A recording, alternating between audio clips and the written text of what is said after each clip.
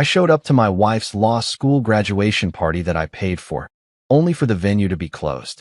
I called my wife. She said the party ended 2 hours ago.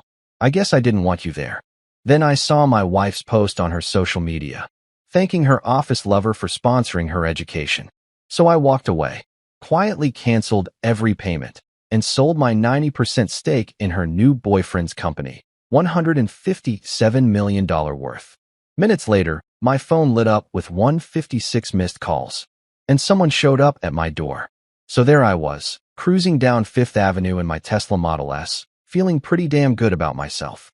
Tonight was supposed to be the night, Leah's law school graduation party at that swanky venue in downtown Manhattan that cost me more than most people's annual salary. 48 grand for one night, plus premium everything, because my wife had champagne tastes and zero understanding of budgets. Not that it mattered to me. Hell, I'd have paid double just to see her face light up when she walked into that place. The jazz trio she'd handpicked was probably warming up right about now, and the catering team was likely putting the finishing touches on those ridiculous gold-leafed appetizers she'd insisted on. It's a once-in-a-lifetime celebration, she'd said, batting those gorgeous brown eyes at me. We needed to be perfect. And like the lovesick fool I apparently was, I nodded and pulled out my black Amex without hesitation. Traffic was surprisingly light for a Friday evening in Manhattan, which should have been my first red flag. Usually, getting to downtown venues during peak hours is like trying to navigate through molasses while being attacked by angry cab drivers. But tonight, smooth sailing. Almost too smooth, if you catch my drift. I pulled up to the venue and immediately knew something was off. The place was darker than my ex-mother-in-law's soul.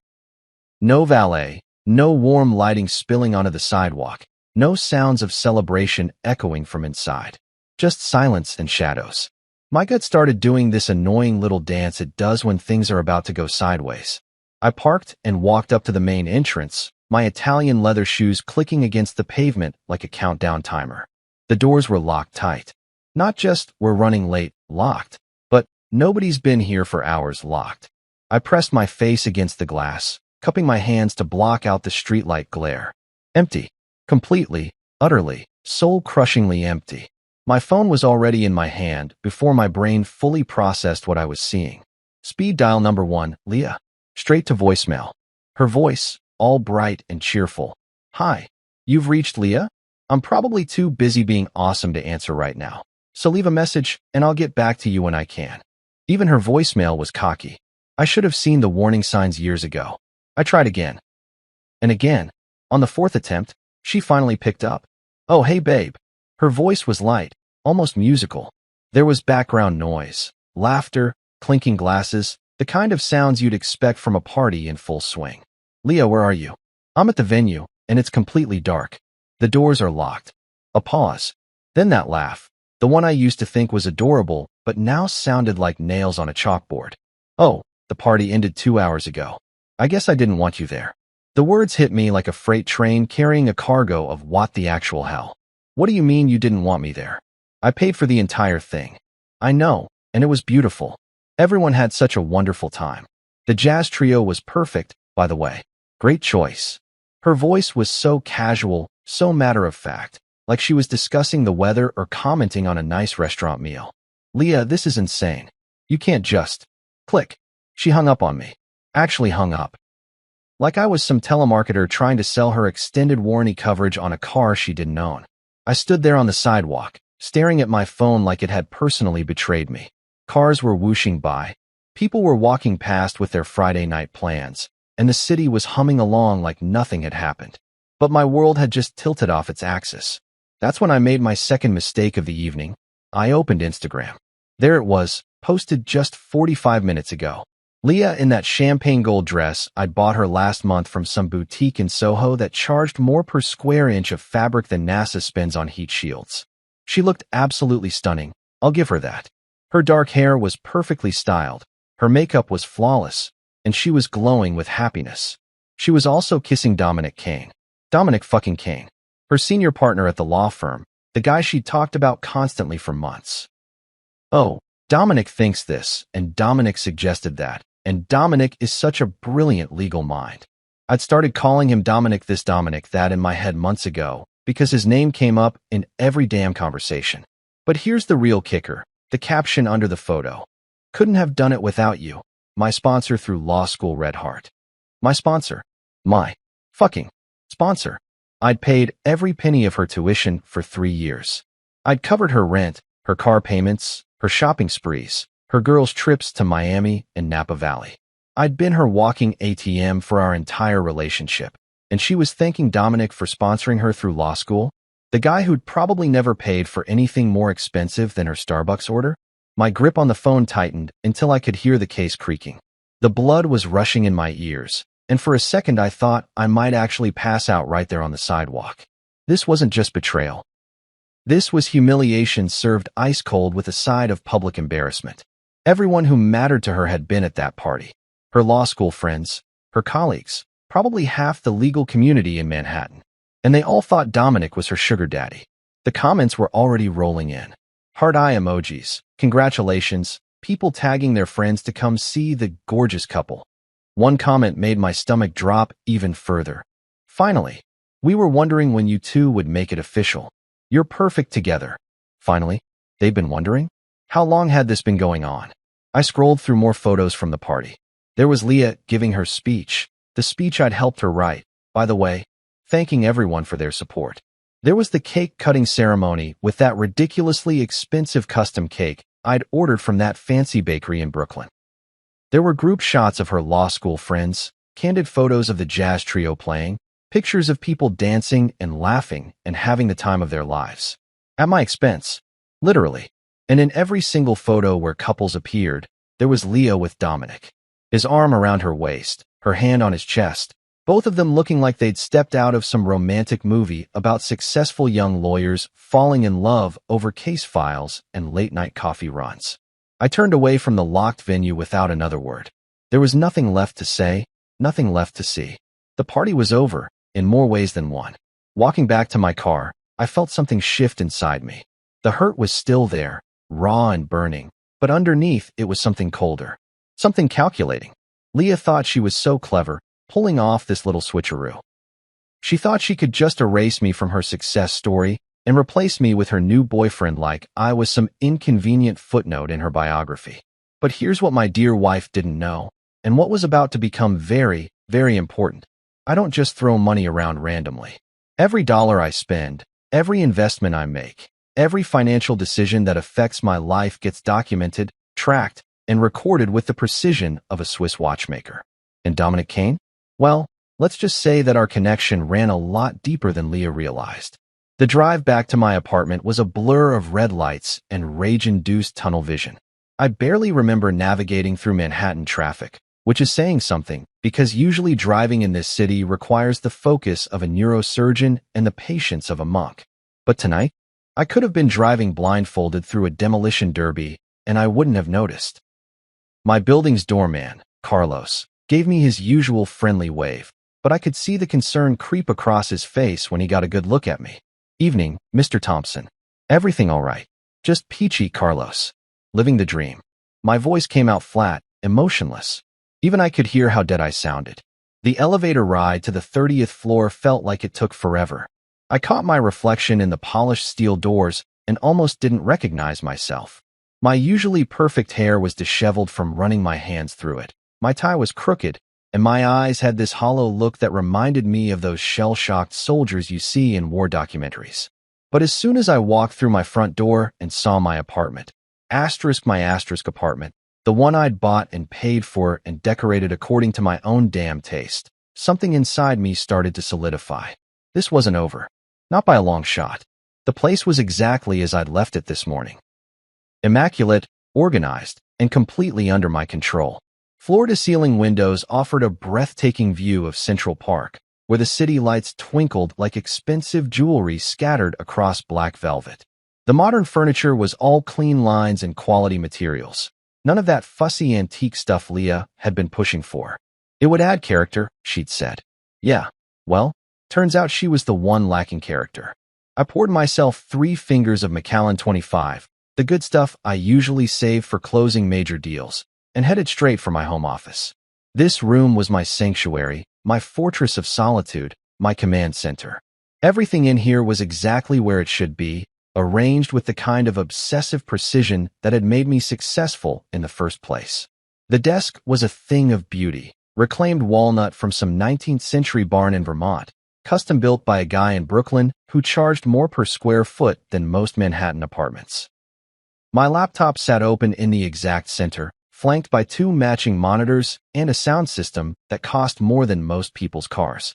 The bookshelf held my collection of business biographies, investment guides, and legal texts that I actually read, unlike some people who just posed with them for Instagram photos. But the real star of the show was sitting in the bottom drawer of my desk, locked away like the precious thing it was, my black leather primary assets binder. I pulled it out and set it on the desk with the reverence usually reserved for religious artifacts. This baby contained 3 years of meticulous record-keeping, every transaction documented with obsessive detail. Bank statements, wire transfer receipts, tuition invoices, rent payments, credit card statements, a complete financial autobiography of my relationship with Leah. See, here's the thing about me that Leah never quite understood. I don't do anything halfway. When I love someone, I love them completely, totally, with every fiber of my being. And when I support someone financially, I document every goddamn penny because that's what smart businessmen do. You keep records. You cover your ass. You make sure you can prove exactly what happened if things go sideways. And boy, had things gone sideways tonight. I opened the binder and started flipping through the pages, each one a reminder of just how generous I'd been. Law school tuition, $180,000 over 3 years, not including books, supplies, and all those study abroad programs she just had to attend. Monthly rent for her apartment in the village, $4,200 for 36 months. Car payments on that BMW she'd claimed was essential for networking, another $800 monthly. Shopping allowances, vacation expenses, restaurant bills that could feed a small village in most countries. The numbers were staggering, even to me. I'd been Leah's personal Bank of America, dispensing cash with the generosity of a drunken lottery winner. And she'd repaid me by making out with her boss at a party I'd funded, then publicly crediting him as her sponsor. But here's where it gets interesting, and where Leah's complete ignorance of my business dealings was about to bite her in her perfectly sculpted ass. About 18 months ago, she'd come to me with this sob story about Dominic. Poor guy was struggling to get his legal consulting firm off the ground. He had big dreams, but no capital. His family had cut him off financially after some falling out over his career choices.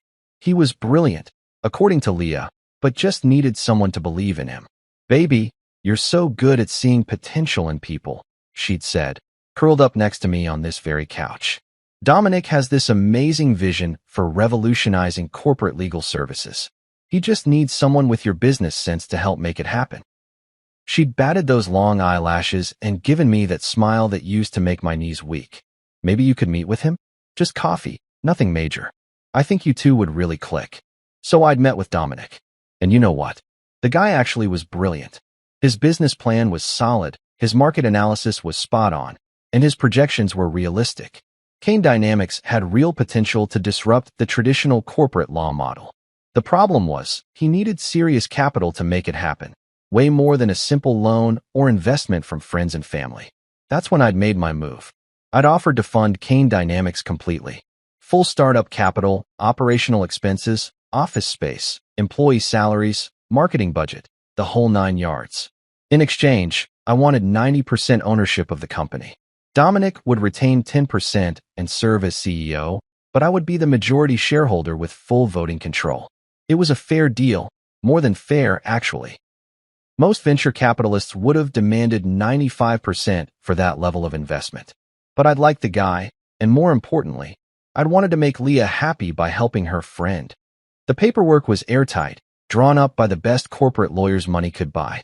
Dominic had signed everything without hesitation, probably because he was so grateful to finally have someone take him seriously. And just like that, I'd become the silent owner of what was now a $157 million company. Kane Dynamics had taken off like a rocket over the past year and a half.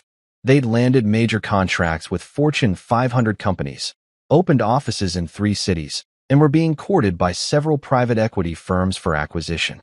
The business press was calling Dominic a legal visionary and a disruptive force in corporate consulting. What they didn't know, what nobody knew except me, Dominic, and our lawyers, was that Dominic Kane was essentially a very well-paid employee of mine. He ran the day-to-day operations, made strategic decisions, and got all the public credit. But at the end of the day, I owned that company lock, stock, and barrel. And now, sitting in my office with that Instagram photo burned into my retinas, I realized I had something much better than hurt feelings. I had leverage. I opened my laptop and navigated to the private equity exchange where Kane Dynamics shares could be traded among qualified investors. The current market value, $174.4 million. My 90% stake, worth approximately $157 million. Give or take a few million depending on market fluctuations. There were already 3 serious acquisition offers pending in my inbox. 2 private equity firms and 1 major consulting conglomerate, all offering premium prices for immediate sale. I could liquidate my entire position tonight if I wanted to. Just click a few buttons and walk away with enough money to buy a small island somewhere. The irony was almost too perfect. Leah thought she was so clever, crediting Dominic as her sponsor in that Instagram post. She had no idea that her precious Dominic was essentially my employee, that his entire success story was built on my investment, that his brilliant legal mind was only able to flourish because I'd given him the financial foundation to do it. I leaned back in my chair and took another sip of whiskey. The burn felt good, clarifying. For the first time since I'd seen that locked venue door, I was starting to feel like myself again. Not the hurt, betrayed husband who'd been made a fool of in front of half of Manhattan's legal community, but the calculating businessman who'd built his own fortune by staying 3 steps ahead of everyone else. Leah wanted to play games. She wanted to rewrite history and pretend I'd never existed. She wanted to humiliate me publicly while building her new romance on the foundation I'd provided. Fine. Game on. But this was going to be played by my rules now.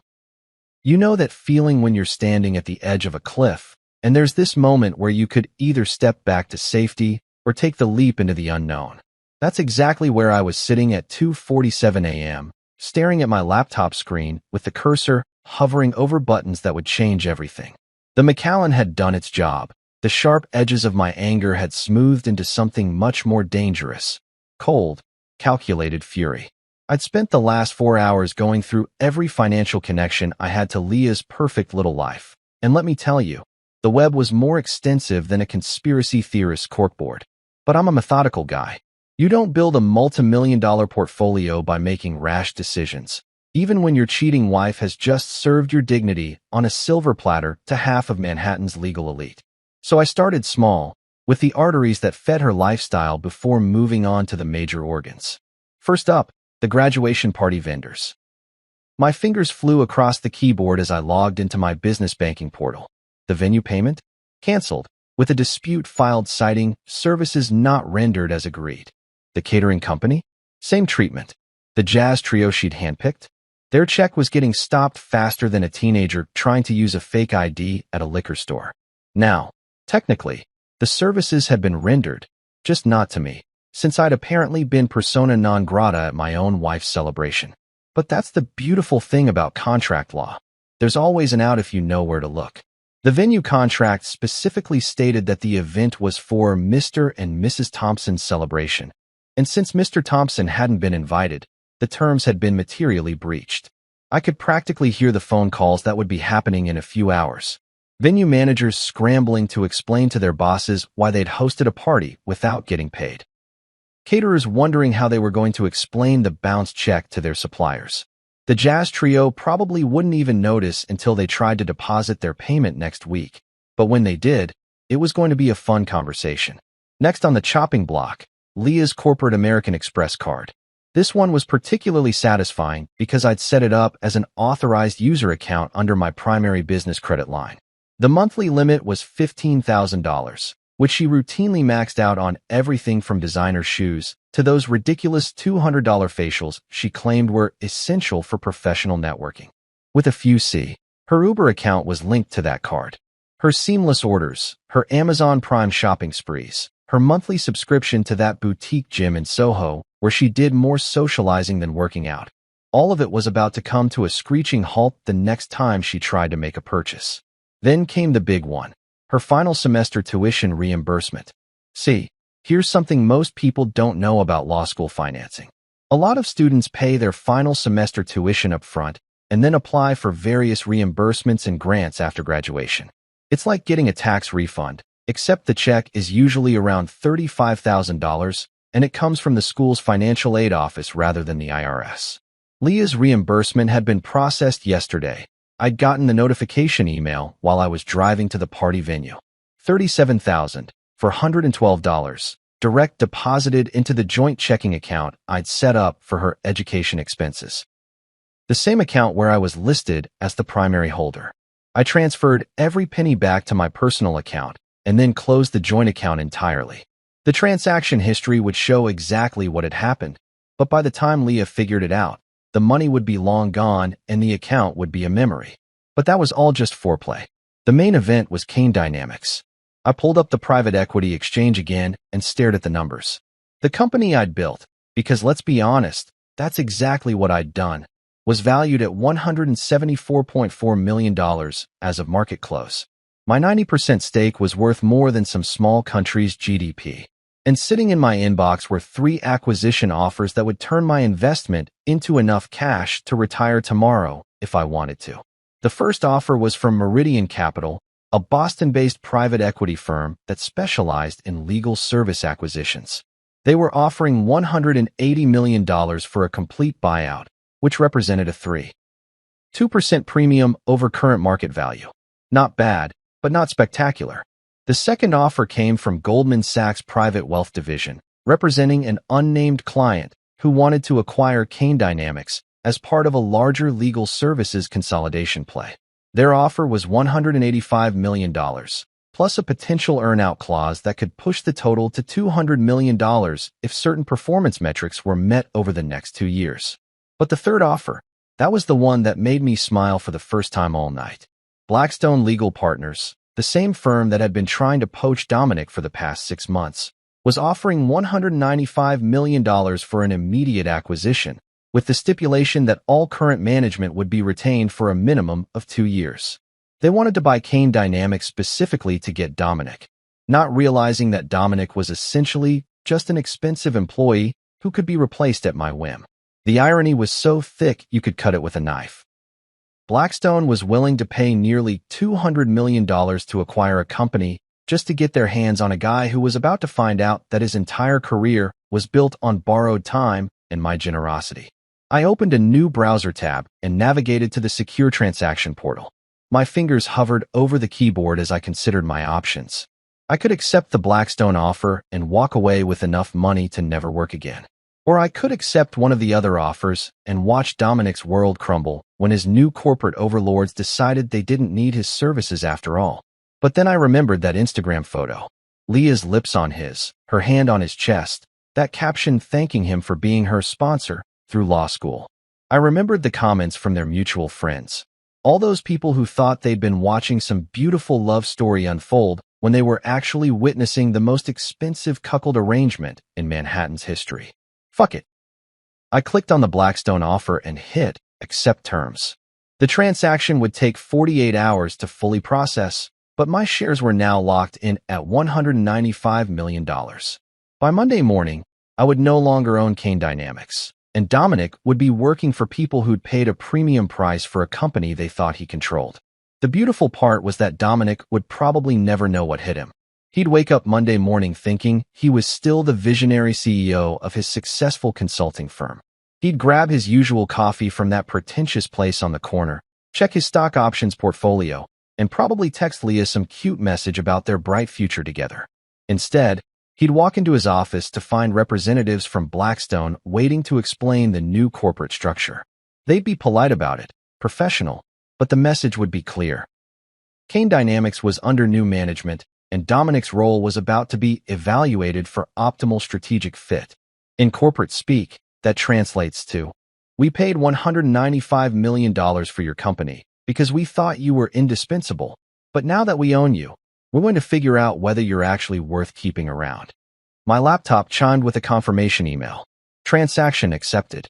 Funds would be available for transfer within 2 business days. I was now $195 million richer, and the company that had made Dominic into Leah's knight in shining armor was about to become someone else's problem. I leaned back in my chair and finished the last of my whiskey. The city lights twinkled outside my window, and for the first time since I'd stood outside that locked venue door, I felt like I was back in control. Phase 1 was complete. The financial arteries that had kept Leah's lifestyle flowing were now severed, and Dominic's professional world was about to be turned upside down. But this was just the beginning. Tomorrow, the real consequences would start hitting, and I had a front row seat to watch it all unfold. I woke up at 6:30 a.m. to the sound of my phone buzzing like an angry hornet trapped in a mason jar. Even in my half-asleep state, I knew exactly what was happening. The chickens were coming home to roost, and apparently they were pissed off about the accommodations. My phone screen looked like Times Square on New Year's Eve, notification after notification lighting up the display. Text messages, missed calls, voicemails, even a few WhatsApp messages from numbers I didn't recognize. The digital equivalent of pitchforks and torches, all demanding my immediate attention. I made myself a cup of coffee first, because I'm not a savage. Ethiopian single origin, ground fresh, brewed in my $3,000 espresso machine that Leah had called ridiculously overpriced when I'd bought it. Funny how everything I enjoyed was either overpriced or unnecessary, according to her, but her monthly shopping sprees were essential investments in her professional image. The coffee was perfect, rich, smooth, with just enough caffeine to prepare me for whatever shitstorm was waiting in my inbox. I settled into my favorite armchair, the one with the perfect view of Central Park, and finally checked my phone. 156 missed calls. 156. I hadn't seen numbers like that since the 2008 financial crisis, when half my clients were calling to either panic sell everything or beg me to perform some kind of investment miracle that would save their retirement funds. The text messages were even better. A beautiful cascade of desperation, confusion, and barely contained panic that read like a master class in Actions Have Consequences 101. Leah had sent 47 messages between 3 a.m. and 6 a.m.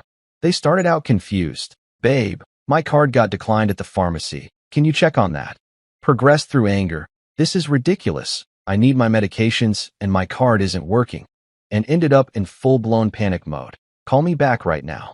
Something is seriously wrong with all my accounts and I need you to fix this immediately. The progression was beautiful to watch.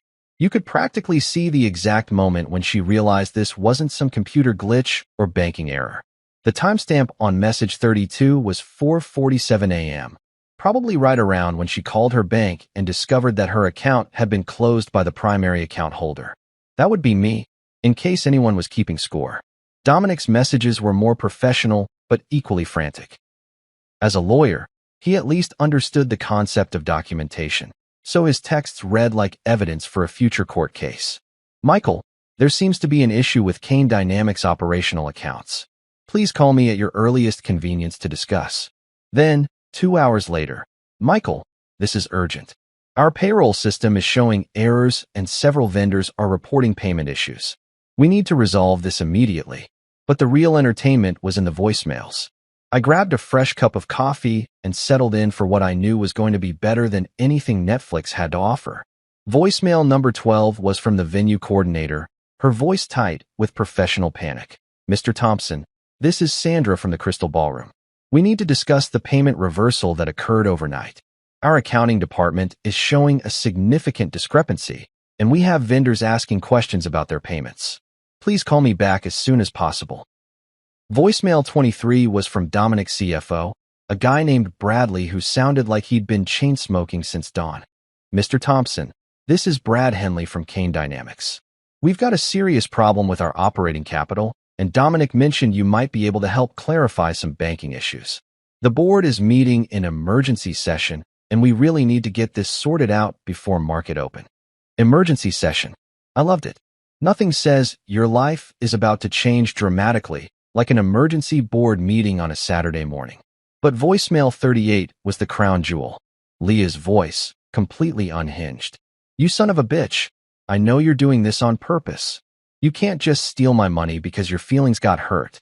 I have bills to pay and a life to live, and you don't get to just Just destroy everything, because you're having some kind of midlife crisis.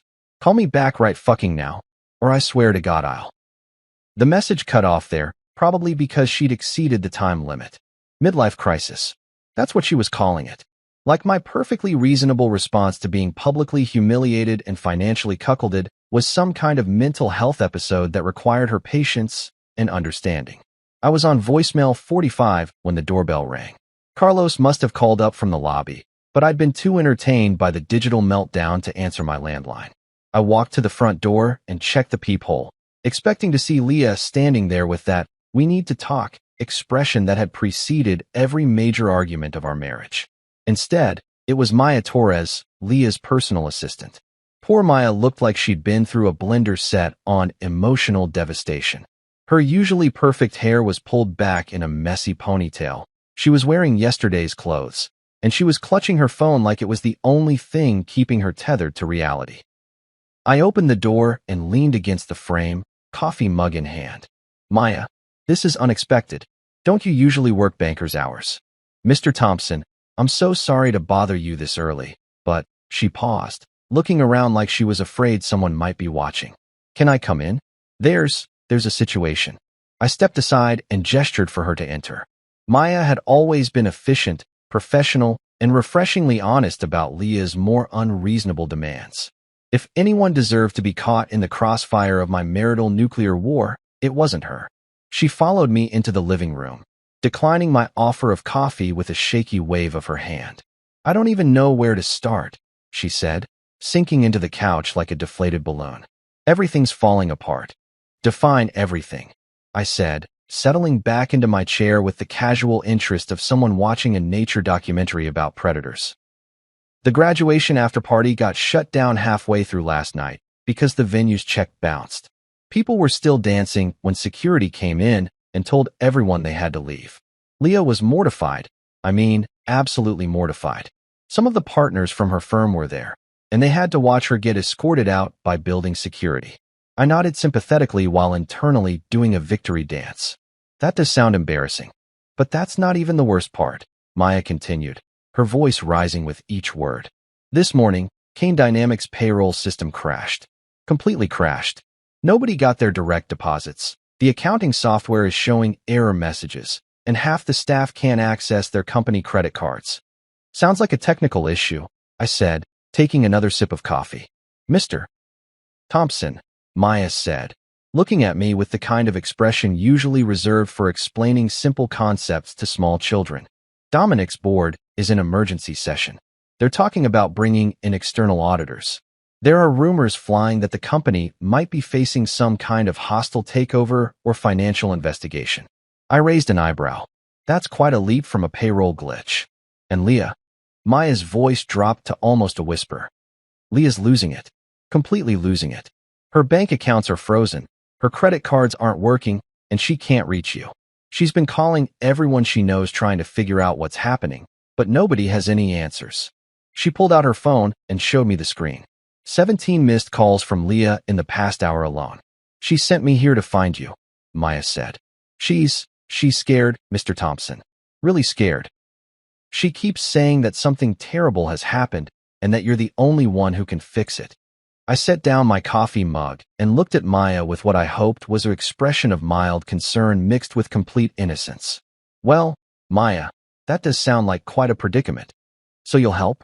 The relief in her voice was almost heartbreaking. "Help with what exactly?" I asked. "I'm just a guy who woke up to 156 missed calls on a Saturday morning. Sounds like Leah and her boyfriend are having some business troubles that have nothing to do with me." Maya stared at me for a long moment, and I could practically see the pieces clicking into place behind her eyes. She was smart enough to recognize the careful neutrality in my tone, experienced enough with wealthy clients to understand when someone was being deliberately obtuse. "This isn't a coincidence, is it?" she said quietly. "Maya," I said, standing up and walking toward the front door, "I think you should probably get back to work. Sounds like your boss is going to need all the help she can get today." After Maya left looking like someone had just explained quantum physics to her using interpretive dance, I poured myself another cup of coffee and settled in at my desk. The morning entertainment had been delicious, but now it was time to get down to business. Real business. The kind that required letterhead, legal precision, and the sort of terms that would make corporate lawyers weep with admiration. I pulled out a sheet of my personal stationery. Heavy cream paper with my name embossed in dark blue ink. The kind of formal correspondence that screams, "This person means business," before you even read the first word. Some people might call it pretentious. I called it setting the proper tone for negotiations. The funny thing about ultimatums is that most people deliver them wrong. They get emotional, start yelling, make threats they can't back up. But a truly effective ultimatum should read like a business contract, because that's exactly what it is. A contract where one party holds all the cards and the other party gets to choose between accepting terrible terms or facing even worse consequences. I cracked my knuckles and started typing. After 15 years of drafting investment agreements and acquisition terms, I knew exactly how to structure this particular document. 2. Leah Thompson and Dominic Kane. From Michael Thompson. Re. Terms for resolution of current financial disruptions. Date. Today's date. The undersigned acknowledges that recent financial irregularities have created inconveniences for both parties named above. In the interest of resolving these matters expeditiously and avoiding further complications, the following terms are hereby proposed. I pause to admire my opening paragraph. Dry, businesslike, completely devoid of emotional content. Nothing in those sentences even hinted at betrayal, humiliation, or the fact that my wife had been playing tonsil hockey with her boss at a party I'd funded. Just financial irregularities and inconveniences. Like their entire world wasn't currently imploding because I'd decided to stop being their personal ATM. Term 1. Public acknowledgement. Mrs. Leah Thompson shall issue a public statement to be posted across all personal social media platforms and submitted to relevant legal industry publications, acknowledging that her law school education was funded entirely by Michael Thompson. This statement shall specifically name Michael Thompson as the sole financial backer of her legal education and shall correct any previous public statements suggesting alternative sources of funding. The statement shall be substantively identical to the draft provided as Attachment A to this document. I opened a new document and started drafting Attachment A. This was going to be fun. Statement of correction. I want to publicly acknowledge and thank my husband, Michael Thompson, for his complete financial support throughout my law school journey. Michael paid for my tuition, living expenses, and educational costs without any assistance from other parties. My recent social media posts incorrectly suggested that others had sponsored my education, and I apologize for any confusion this may have caused. Michael's generous support made my legal career possible, and I am grateful for his investment in my future. Short, sweet, and completely humiliating for someone who'd just spent the last 6 months telling everyone that Dominic was her mentor and inspiration. The legal community loved gossip more than reality TV stars love plastic surgery, so this little correction would be making the rounds at every bar association happy hour for months. Back to the main document. Term 2. Executive resignation. Mr. Dominic Kane shall submit his resignation from all positions at Kane Dynamics, effective immediately upon execution of this agreement. Mr. Kane shall waive any claims to severance, stock options, or other compensation beyond salary earned through his final day of employment. Mr. Kane shall cooperate fully with transition activities as directed by the company's new ownership structure. I allowed myself a small smile at that last bit. Dominic would probably spend hours trying to figure out what new ownership structure meant. By the time he figured it out, he'd be updating his LinkedIn profile with seeking new opportunities in legal consulting. Term 3. Marital asset protection. Mrs. Leah Thompson hereby waives any claims to marital property, business interests, or other assets acquired during the marriage by Michael Thompson. This includes, but is not limited to, investment portfolios, real estate holdings, BU, business equity, and intellectual property.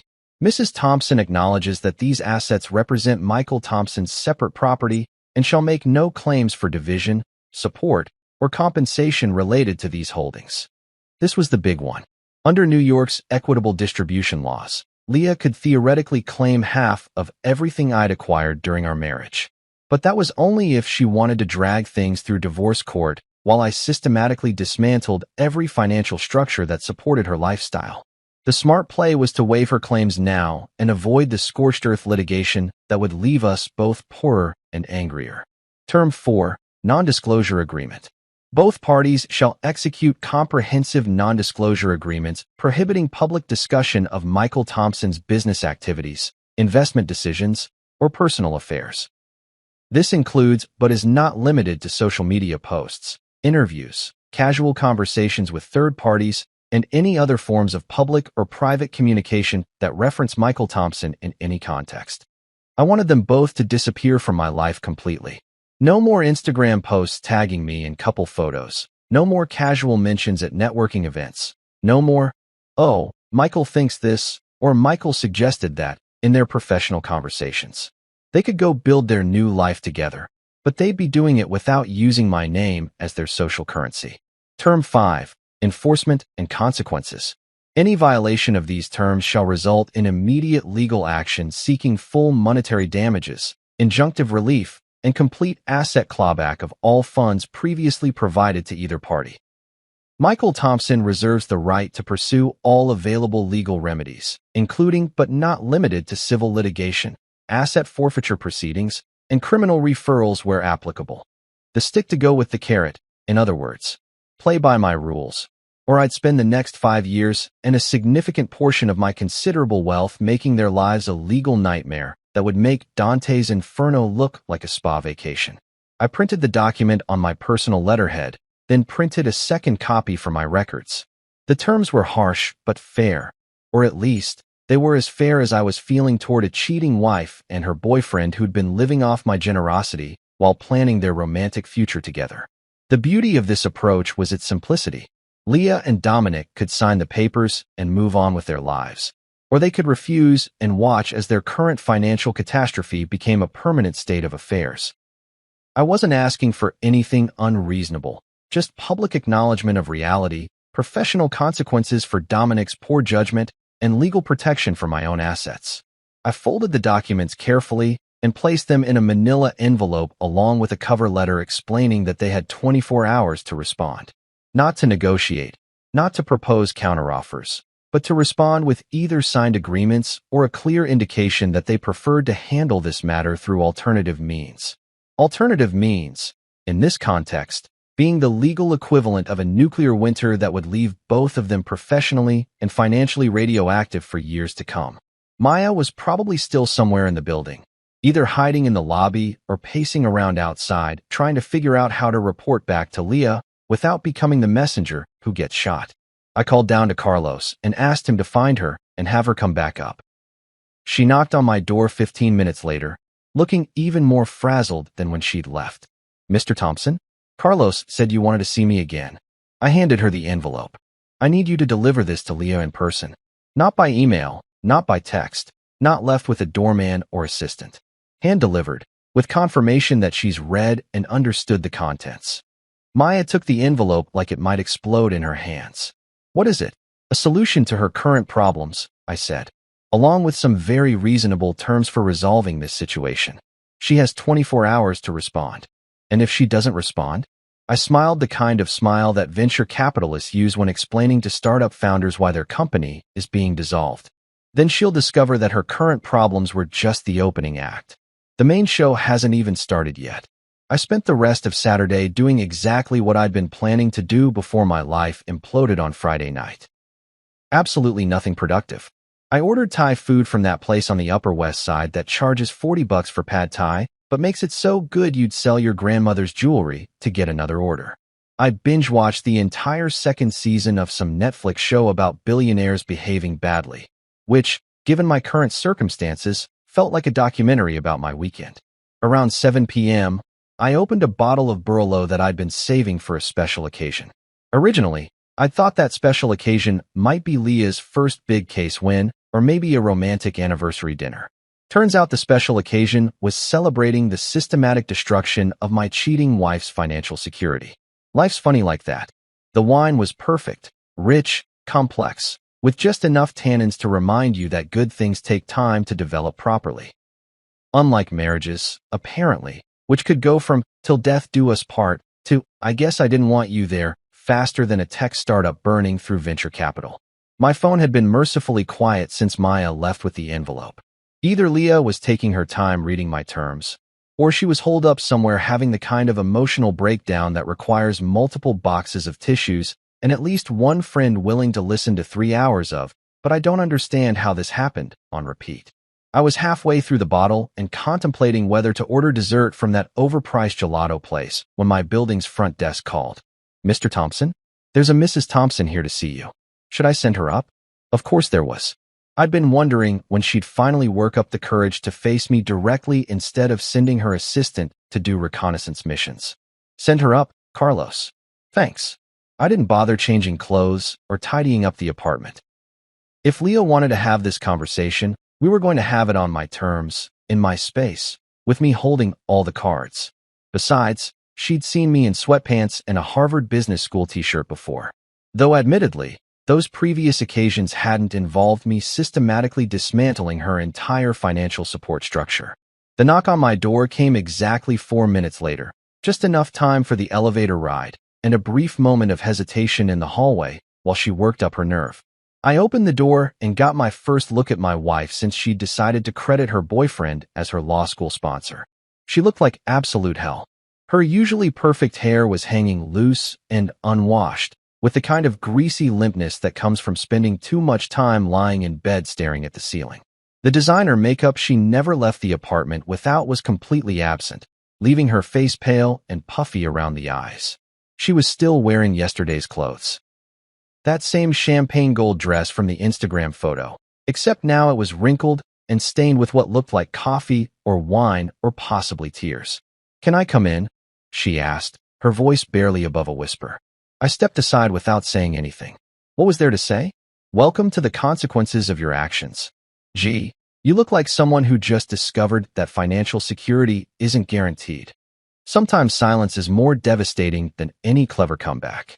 She walked into the living room like someone navigating a minefield, glancing around at the apartment she'd lived in for 3 years as if she'd never seen it before.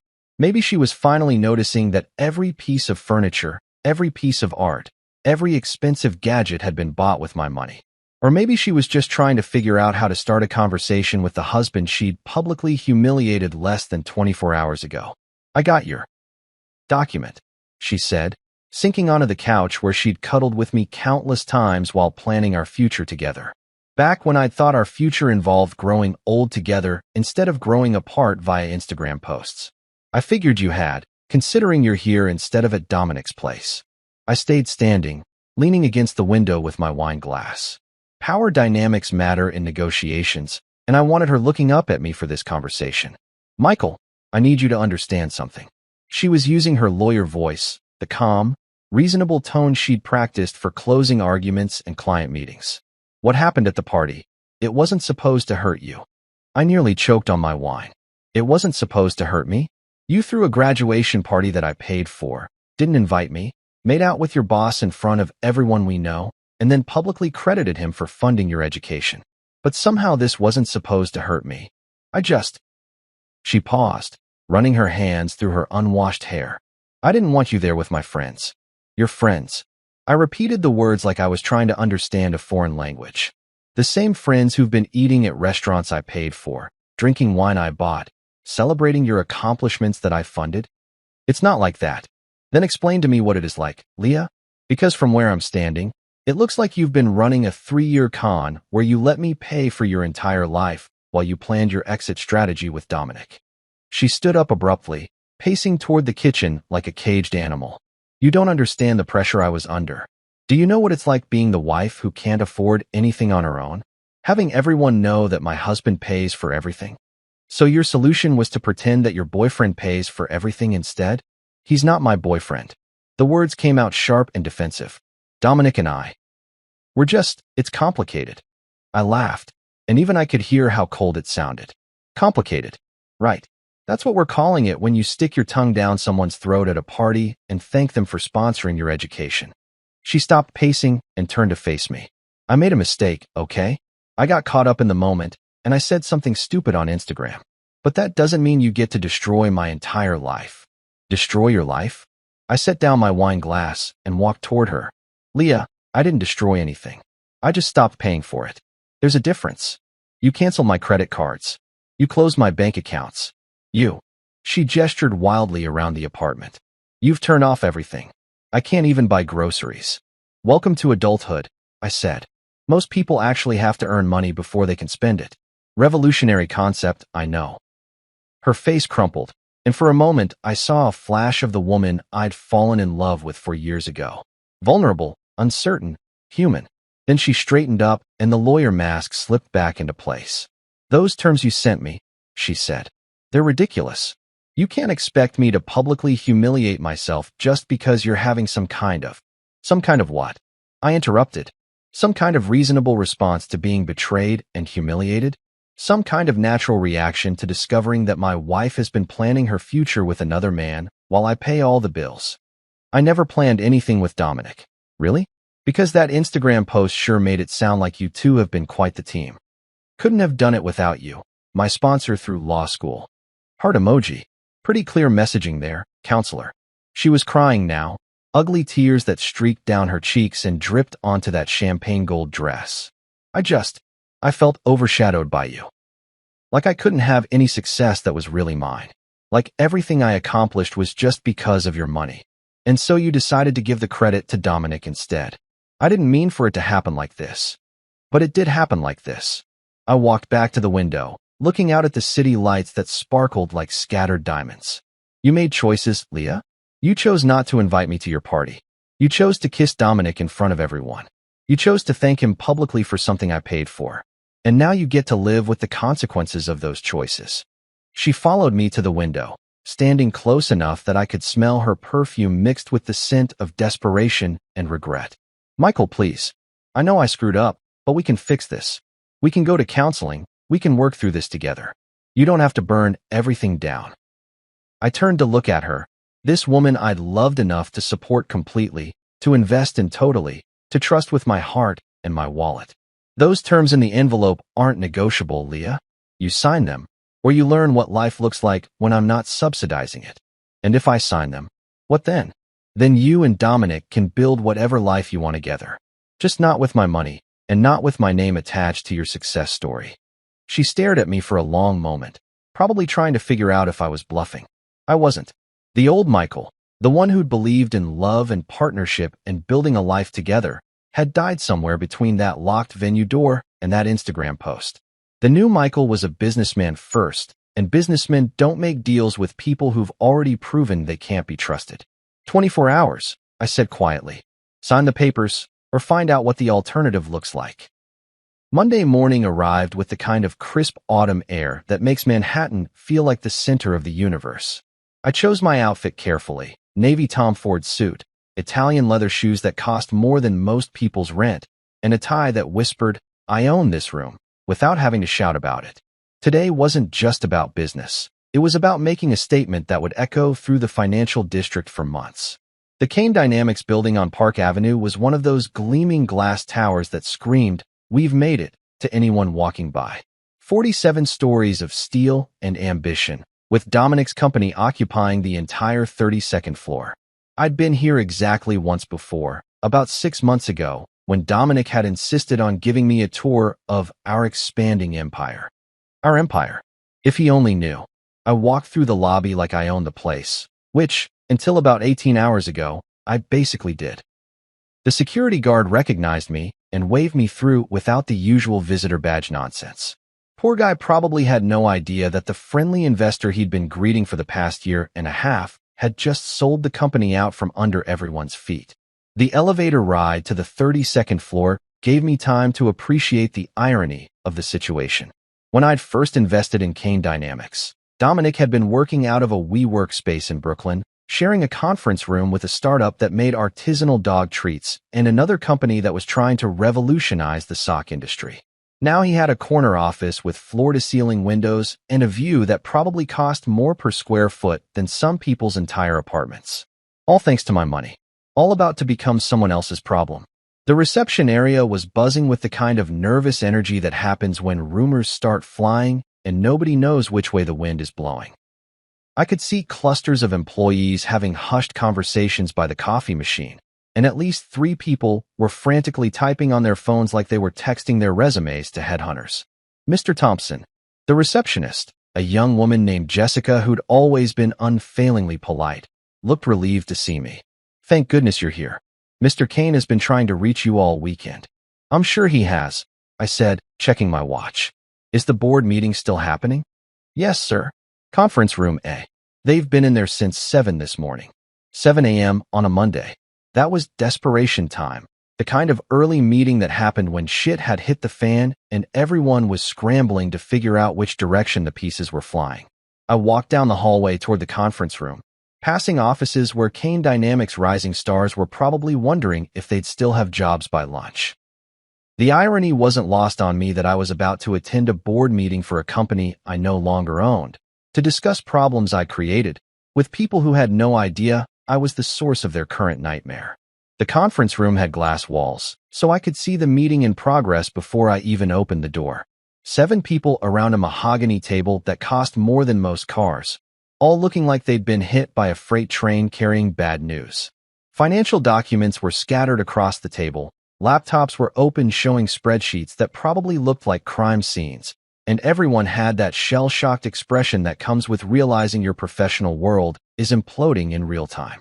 Notably absent, Dominic Kane. I knocked once and opened the door.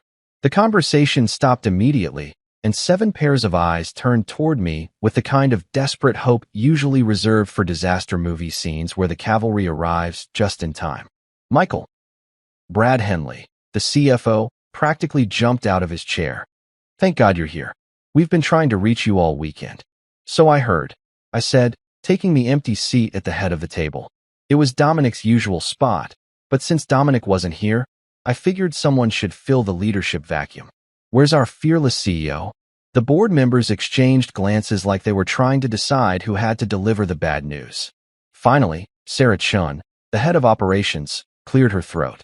Dominic's no longer with the company as of this morning. Resignation? I asked, though I already knew the answer. Security escorted him out about an hour ago, Brad said. He submitted his resignation via email at 6:47 a.m. Very brief, very professional, but he's gone. I nodded like this was surprising news instead of the exact outcome I'd orchestrated. That's unfortunate timing, given our current challenges. Michael, Sarah leaned forward, her voice tight with barely controlled panic. We need to know what's happening with the company's financial structure. Our operating accounts have been frozen, payroll is backed up, and we've got vendors calling every 5 minutes asking about bounce payments. And there are rumors, added Marcus Webb, the head of business development, about some kind of acquisition or hostile takeover. The financial press is sniffing around, asking questions about ownership changes and leadership transitions. I looked around the table at these 7 people who'd helped build Kane Dynamics into a $175 million company. Smart, dedicated professionals who'd worked 60-hour weeks and sacrificed personal time to make Dominic's vision a reality. They deserved better than what was about to happen to them, but unfortunately, they'd been collateral damage. Well, I said, opening my briefcase and pulling out a folder, I have some news that should clarify the situation. I placed copies of the acquisition documents in front of each board member.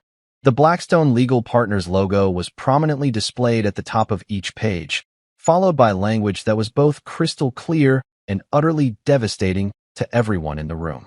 As of market close on Friday, I said, watching their faces as they read, I've sold my majority stake in Kane Dynamics to Blackstone Legal Partners. The sale was completed this morning, and they're now the controlling shareholder of the company. The silence that followed was the kind of complete, profound quiet that happens when a room full of intelligent people realizes that their entire professional universe has just been rewritten without their input or consent. Brad was the first to find his voice. Your majority stake? Michael, you own less than 15% of the company. I smiled the kind of smile that venture capitalists use when explaining to entrepreneurs why their company is being dissolved. Actually, Brad, I owned 90% of Kane Dynamics. Dominic held 10% and served as CEO, but I've been the majority shareholder since day one. Sarah's face had gone completely white. That's impossible. Dominic founded this company. He built it from nothing. Dominic had the vision, I said. I had the capital. 90% of the startup funding, 90% of the operational investment, 90% of the expansion capital, all of it came from my personal portfolio. In exchange, I received 90% ownership.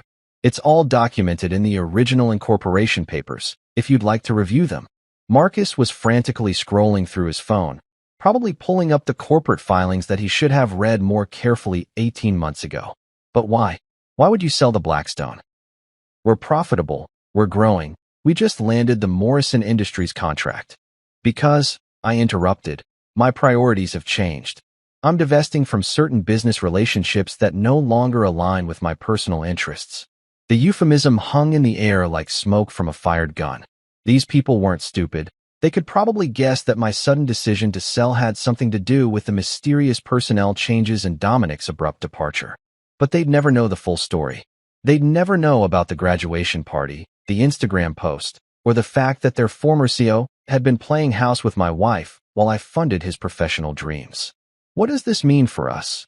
asked Jennifer Walsh, the head of legal affairs, in the kind of voice people use when they already know the answer but hope they're wrong. "Blackstone's representatives will be here this afternoon," I said, checking my watch. "They'll be conducting individual meetings with all senior staff to assess the current organizational structure and determine optimal strategic alignment going forward." In corporate speak, that translated to, they're going to fire half of you and restructure the rest of the company according to their own vision. They paid a premium for Kane Dynamics because they believed they were acquiring Dominic's leadership and vision, I continued. Now that Dominic's no longer part of the equation, they'll need to reevaluate whether the company still meets their investment criteria. Brad's hands were shaking as he set down the acquisition documents. "Michael, this company employs 47 people. Some of them have families, mortgages, kids in college. You can't just..." "I can, and I did," I said, standing up and closing my briefcase. Blackstone Legal Partners is a reputable firm with extensive experience in corporate restructuring. I'm confident they'll make decisions that are in the best interests of their investment. Which was a polite way of saying, not my problem anymore. I walked toward the door, then paused and turned back to face the room full of shell-shocked executives. "For what it's worth, you're all talented professionals. I'm sure you'll land on your feet, regardless of what Blackstone decides." Then I left them there to contemplate the smoking crater where their careers used to be. 2 weeks later, I was standing in a converted warehouse in Brooklyn, watching a 27-year-old coding prodigy explain why her legal tech startup was going to revolutionize how law firms handle research. The irony wasn't lost on me that I was back in the borough where Dominic had started Kane Dynamics, except this time I was looking at something that actually deserved my investment. The space was nothing like Kane Dynamics' polished Park Avenue offices. Exposed brick walls, concrete floors, and the kind of industrial lighting that made everything look like a hipster coffee shop. But there was energy here, the kind of focused intensity that happens when smart people are building something they actually believe in, rather than just trying to impress investors and climb corporate ladders. "The problem with legal research," Ava Lynn was saying, gesturing toward a wall covered in white boards that looked like they'd been attacked by a caffeinated mathematician, "is that it's still stuck in the 19th century.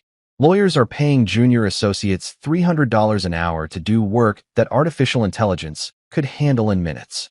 I nodded, sipping coffee from a chipped mug that probably came from some thrift store in Williamsburg. The coffee was terrible, bitter, weak, and served at approximately room temperature, but I was more interested in what Ava was saying than the quality of her beverage service. "Show me the demo," I said. Ava's eyes lit up like someone had just offered her unlimited funding and a lifetime supply of Red Bull. She practically bounced over to her laptop, which was connected to a massive monitor that dominated one wall of the workspace. "Okay, so imagine you're working on a complex merger case," she said, her fingers flying across the keyboard. Traditional research would involve sending 3 junior lawyers to spend 40 hours combing through legal databases, precedent cases, and regulatory filings. They'd bill the client $36,000 for work that mostly involves keyword searches and document review. The screen filled with a clean, intuitive interface that looked nothing like the clunky legal databases I'd seen lawyers struggling with for years. "Now watch this," Ava said, typing in a search query that would have taken those junior lawyers days to properly research. Results appeared instantly. Not just a list of cases and statutes, but an organized, weighted analysis of relevant precedents, complete with confidence ratings and strategic recommendations. The AI had sorted through thousands of documents, identified the most relevant materials, and presented them in a format that actually made sense. "This is impressive," I said, and I meant it. I'd seen plenty of tech demos over the years, most of them promising to revolutionize industries that didn't particularly want to be revolutionized. But this was different. This solved a real problem that cost law firms millions of dollars annually. "We're not trying to replace lawyers," Ava continued, clearly warming to her favorite subject. "We're trying to make them more efficient. Instead of spending weeks on research, they can spend their time on strategy, client relationships, actual legal thinking. The stuff that humans are actually good at." I walked around the workspace, taking in the setup.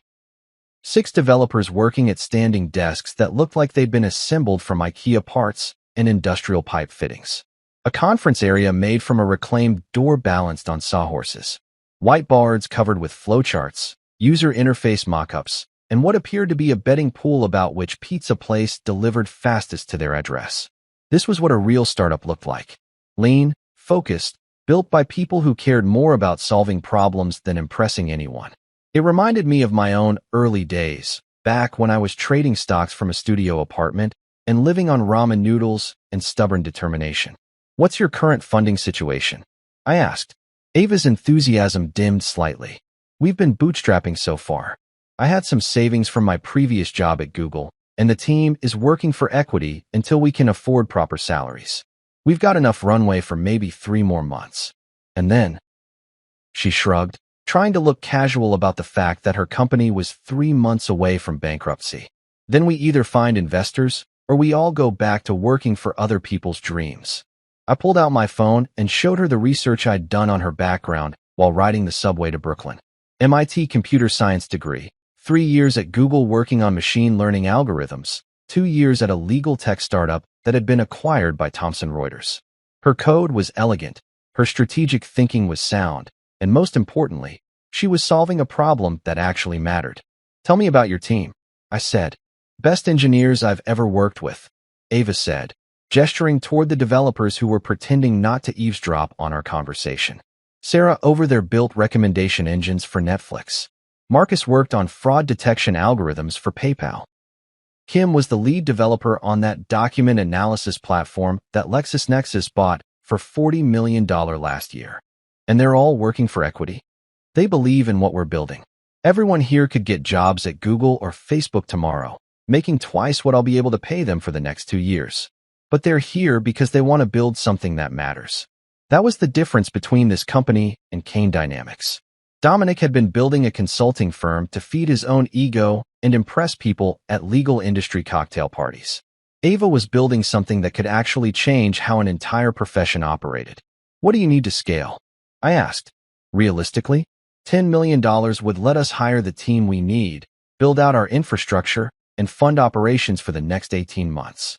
15 million would be better. We could expand faster, maybe open a West Coast office, start targeting the really big law firms." I walked back to the whiteboard covered with user interface mockups. The design was clean, intuitive, obviously built by people who understood that lawyers didn't have time to learn complicated software just to do basic research. "Have you talked to potential customers?" "Actual law firms. We've got pilot programs running with 3 mid-sized firms in Manhattan," Ava said. "The feedback has been incredible. Partners are telling us we're saving them 60 to 70% on research costs, and the quality of analysis is actually better than what their junior associates were producing." "Show me the numbers." For the next hour, Ava walked me through financial projections, market analysis, and customer acquisition strategies that were surprisingly sophisticated for a company operating out of a converted warehouse. She'd done her homework. More importantly, she understood both the technical challenges and the business realities of what she was trying to build. The legal industry spends $12 billion annually on research and document review, she said, pulling up a slide that showed market size and growth projections. If we can capture even 2% of that market, we're looking at a $250 million business. I closed my laptop and looked around the workspace one more time. 6 brilliant engineers, working for equity and pizza, building something that could legitimately disrupt a multi-billion-dollar industry. It was exactly the kind of investment opportunity I'd been looking for my entire career. Ava, I said, what if I told you I could write you a check for $15 million right now? 45% equity, board seat, full operational control stays with you. Her face went through approximately 17 different emotions in the span of 3 seconds. Shock, disbelief, excitement, suspicion, and finally, cautious optimism. I'd say you're either the best angel investor in New York or you're running some kind of elaborate scam. I laughed, the first genuine laugh I'd had since that night outside the locked venue. No scam, just a guy who knows a good investment when he sees one. I pulled out my checkbook and started writing. $15 million, payable to Lynn Technologies, LLC. The same amount I'd made in profit from selling Kane Dynamics, reinvested into something that actually deserved to succeed. Welcome to the big leagues, I said, handing her the check. For the first time in 2 weeks, I felt like I was building something instead of destroying it. 3 days after writing that check to Ava, I was sitting in a corner booth at a quiet cafe on the Upper East Side, watching my soon-to-be ex-wife fidget with her coffee cup like it held the secrets to salvaging her reputation. She'd finally agreed to meet. Probably because her credit cards were still frozen and she needed to eat something that didn't come from a food truck. The cafe was one of those understated places that charged $12 for coffee but didn't feel the need to advertise it with neon signs and Instagram-worthy latte art. Just good coffee, comfortable seating, and the kind of acoustic design that let you have private conversations without the entire room listening in. Perfect for what I had planned. Leah looked better than she had during our last encounter, but not by much. She'd managed to shower and change clothes, but there were dark circles under her eyes that makeup couldn't quite hide, and her usually confident posture had been replaced by the hunched shoulders of someone who'd spent the past week discovering that financial independence wasn't just a catchphrase from women's magazines. You look like you've been sleeping, I said, settling into the booth across from her. Some. She wrapped her hands around her coffee mug like it was a life preserver. Michael, I've been thinking about your terms. And they're designed to humiliate me.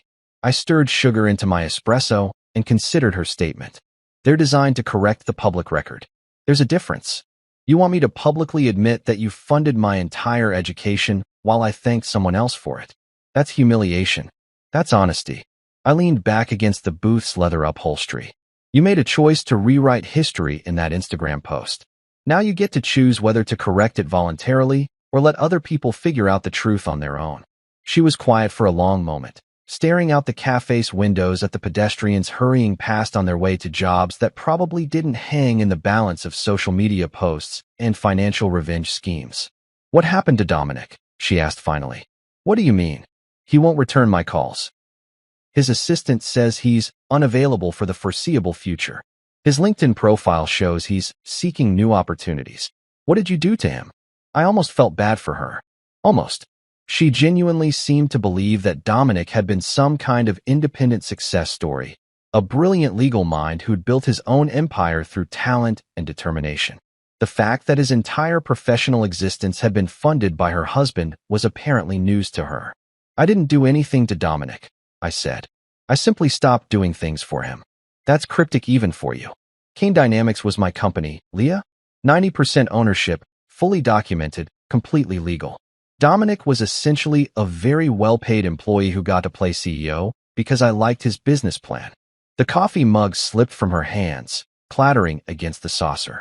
That's impossible. The incorporation papers are public record. You're a lawyer. You know how to look these things up. But he built that company from nothing.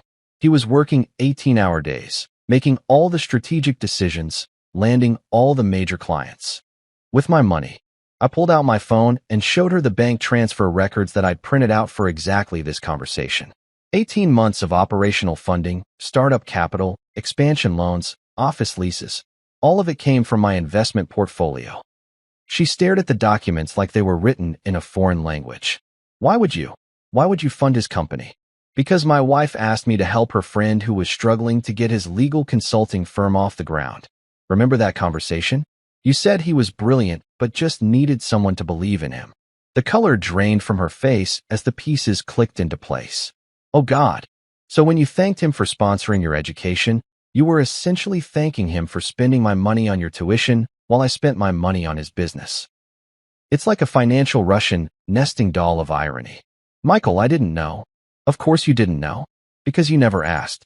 You just assumed that your brilliant boyfriend had built his own empire, and you were happy to let everyone think he was your sugar daddy instead of me. She put her head in her hands, her shoulders shaking slightly.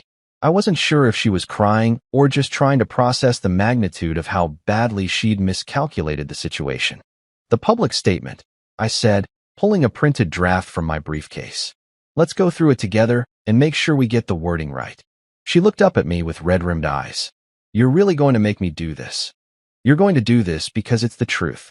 And because the alternative is watching me spend the next 5 years proving in court that you committed fraud by misrepresenting the source of your educational funding to potential employers and professional contacts. I slid the draft across the table. Read it out loud. I want to make sure it sounds natural. She picked up the paper with hands that were visibly shaking. I want to publicly acknowledge and thank my husband, Michael Thompson, for his complete financial support throughout my law school journey. Michael paid for my tuition, living expenses, and educational costs without any assistance from other parties. My recent social media posts incorrectly suggested that others had sponsored my education, and I apologize for any confusion this may have caused. Michael's generous support made my legal career possible, and I am grateful for his investment in my future. Too formal, I said. It sounds like a hostage video. Try again, but make it sound like something you'd actually write. She looked at me like I'd asked her to recite the phone book in Mandarin. How do you want me to make this sound natural? I'm publicly admitting that I lied about who paid for my law school education. You're publicly correcting an error. There's a difference. For the next hour, we went through the statement line by line, adjusting the language until it sounded like something a person might actually post on social media rather than something dictated by a divorce attorney. The final version was shorter, more conversational, but still contained all the key admissions I needed on the record. When does this go live? She asked. Tonight. Instagram, Facebook, LinkedIn, and you're going to email it to the legal industry publications that covered your graduation. Law Journal, American Lawyer, Legal Times, all of them. This is Legal Times, all of them. This is going to destroy my reputation. Your reputation was built on a lie. I'm just giving you the chance to correct it before someone else does the research and figures it out themselves. She folded the statement and put it in her purse like she was handling toxic waste. And after this, after I humiliate myself publicly and admit that my successful boyfriend was actually just spending my husband's money. After this, you and Dominic get to build whatever life you want together. Just not with my funding and not with my name attached to your success stories. She stood up to leave, then paused. For what it's worth, I really didn't mean for things to happen this way.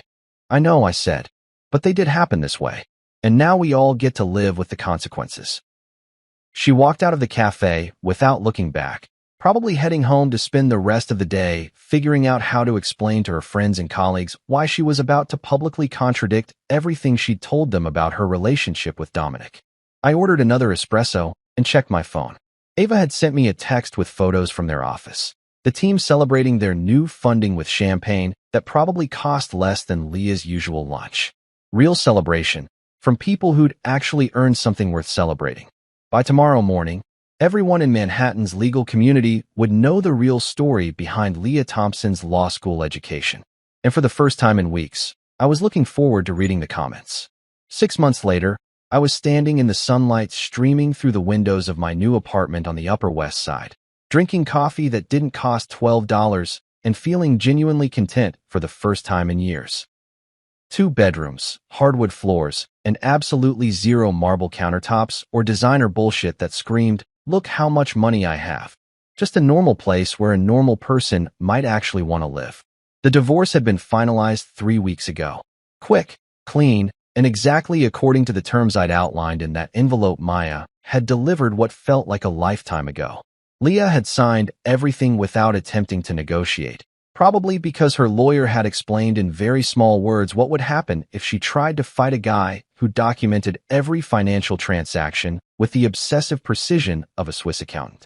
She'd moved to Portland, of all places, working for some nonprofit legal aid clinic that helped low-income families with housing disputes. The irony wasn't lost on me that she'd gone from Manhattan corporate law to helping people who actually couldn't afford lawyers. Maybe getting her financial reality check had given her some perspective on what real problems looked like. She'd sent me a letter last month, handwritten, not typed, which was somehow more personal than anything she'd done in the last year of our marriage. I finally understand the difference between prestige and worth, she'd written. I'm sorry it took losing everything to figure that out.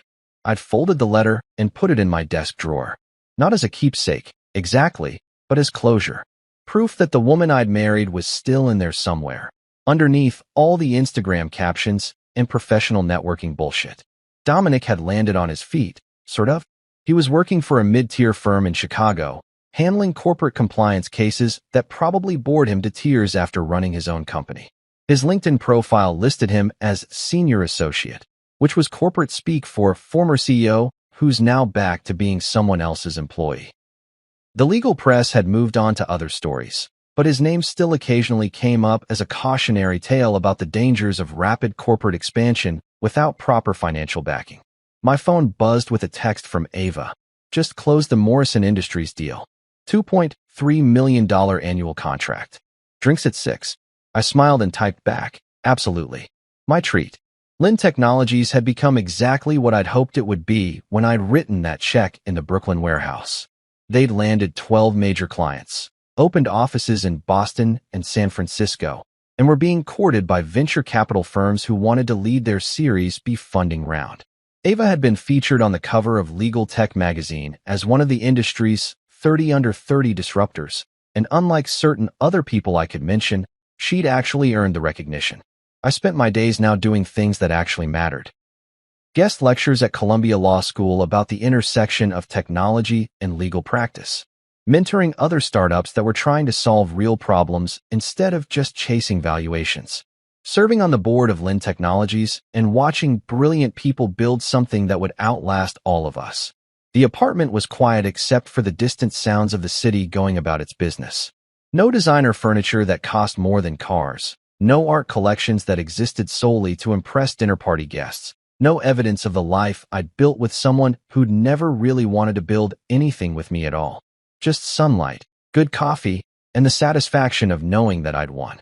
Not because I'd destroyed Leah's financial security or ended Dominic's CEO career or forced them both to confront the reality of their choices.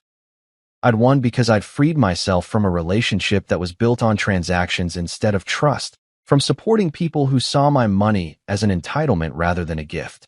I'd won because I was finally investing in things that deserved to succeed, working with people who wanted to build rather than just consume, living a life that belonged to me instead of performing in someone else's social media fantasy. My phone rang. Ava again. Change of plans, she said. The whole team wants to celebrate the Morrison deal. We're thinking that new rooftop place in Brooklyn. You in? I looked around my normal apartment with its normal furniture and its complete absence of Instagram-worthy moments, and realized I couldn't think of anywhere I'd rather be than celebrating with people who'd actually earned their success. I'm in, I said. See you there. I grabbed my jacket and headed for the door, leaving behind the sunlight and the quiet and the satisfaction of a well-executed victory. Time to go celebrate with people who understood the difference between building something real and just looking successful online. 6 months ago, I'd thought my life was over when I stood outside that locked venue door. Turns out it was just beginning. My rich wife, the CEO, threw me out after believing her sister's lies. 3 weeks later, she asked if I'd reflected instead. I handed her divorce papers. Her sister lost it. You know how they say hindsight's 20/20? Well, let me tell you something. Sometimes you can see the train wreck coming from a mile away, but you're too damn stubborn to get off the tracks. That's basically the story of my life, or at least the 44 years leading up to this spectacular mess I'm about to lay on you. My name's Marcus Hale, and up until about 3 months ago, I thought I was living the American dream. Picture this, a decent-looking guy with a solid career in project management, married to one of the most powerful women in the city. Clara Whitmore. Yeah, that Whitmore, the one whose face graces the cover of Forbes every other month, was my wife. CEO of Whitmore Luxury Real Estate, a company that basically owns half the prime real estate from Manhattan to the Hamptons. When people heard I was married to Clara Whitmore, their jaws would hit the floor so hard you could hear the thud from 3 blocks away.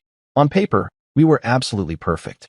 She brought the big bucks, the connections, the kind of influence that gets you tables at restaurants that don't even have names on their doors. Me? I brought stability, reliability, and what she used to call that charming everyman quality that keeps me grounded. Translation: I was the normal guy who made her feel like she wasn't completely living in an ivory tower made of $100 bills. Our wedding photos looked like something straight out of Architectural Digest. Her penthouse overlooking Central Park, with floor-to-ceiling windows that made you feel like you were floating above the peasants below. The marble kitchen island cost more than most people's cars, and don't even get me started on the wine cellar that housed bottles worth more than my college education. Clara would joke that marrying me was the best investment she'd ever made, and I'd laugh along, thinking she meant it in the sweet, romantic way couples talk about being each other's better halves. Spoiler alert, she didn't. But here's where our fairy tale takes a hard left into nightmare territory. See, Clara had this younger sister, Sabrina Whitmore, and if Clara was the golden child who could do no wrong, then Sabrina was the family's professional disappointment wrapped in designer clothes and an attitude that could curdle milk. Sabrina was 28, unemployed by choice, and had perfected the art of living off her sister's generosity like it was an Olympic sport. She had this whole setup going. Clara paid for her Manhattan apartment, her credit cards, her gym membership, her therapy sessions, her organic juice cleanses, and probably her monthly manicures that cost more than some people spend on groceries. Sabrina liked to call it family support, but the rest of us called it what it was, freeloading with a trust fund twist. From day one, Sabrina looked at me like I was something unpleasant she'd stepped in during her morning jog through Central Park. Not that she actually jogged. Physical exertion was beneath someone of her refined sensibilities. But you get the picture. Every family dinner, every holiday gathering, every casual drop-by visit, she'd give me this look. You know the one. Like she was mentally calculating exactly how much of her sister's money I was going to cost them over the years. The thing about Sabrina was that she had this talent for making her poison sound like concern. Clara, honey, don't you think Marcus seems a little too comfortable with your lifestyle? She'd say, her voice dripping with fake worry. I mean, it's so sweet how he's adapted to luxury so quickly. Almost like he was born for it, you know? And Clara, bless her brilliant but naive heart, would just nod along like Sabrina was dropping profound wisdom instead of passive-aggressive grenades designed to blow up my marriage from the inside. The dinner table conversations became my personal hell. Picture this scene. Clara at the head of the table, discussing her latest multi-million-dollar deal while casually sipping wine that cost more per bottle than most people make in a week. Me, trying to contribute something meaningful to the conversation while simultaneously wondering if my middle-class background was written all over my face like a scarlet letter. And Sabrina, sitting there with that smirk. Oh, that damn smirk. Like she knew something the rest of us didn't. Marcus, tell us about your day. Sabrina would say with fake sweetness, and somehow she'd make it sound like she was asking me to explain quantum physics to a toddler. Did you manage any interesting projects today? Nothing too stressful, I hope. We wouldn't want you getting overwhelmed. The subtext was always there, thick as molasses. You don't belong here. You're not good enough for my sister. You're just another gold digger with better manners. And slowly, painfully, I started to notice Clara changing. The woman who used to look at me like I hung the moon began studying my face like she was trying to solve a puzzle. Her laugh became more polite than genuine. Her questions about my work started sounding less like interest and more like interrogation. How was your day, sweetheart? Became, so what exactly did you accomplish today?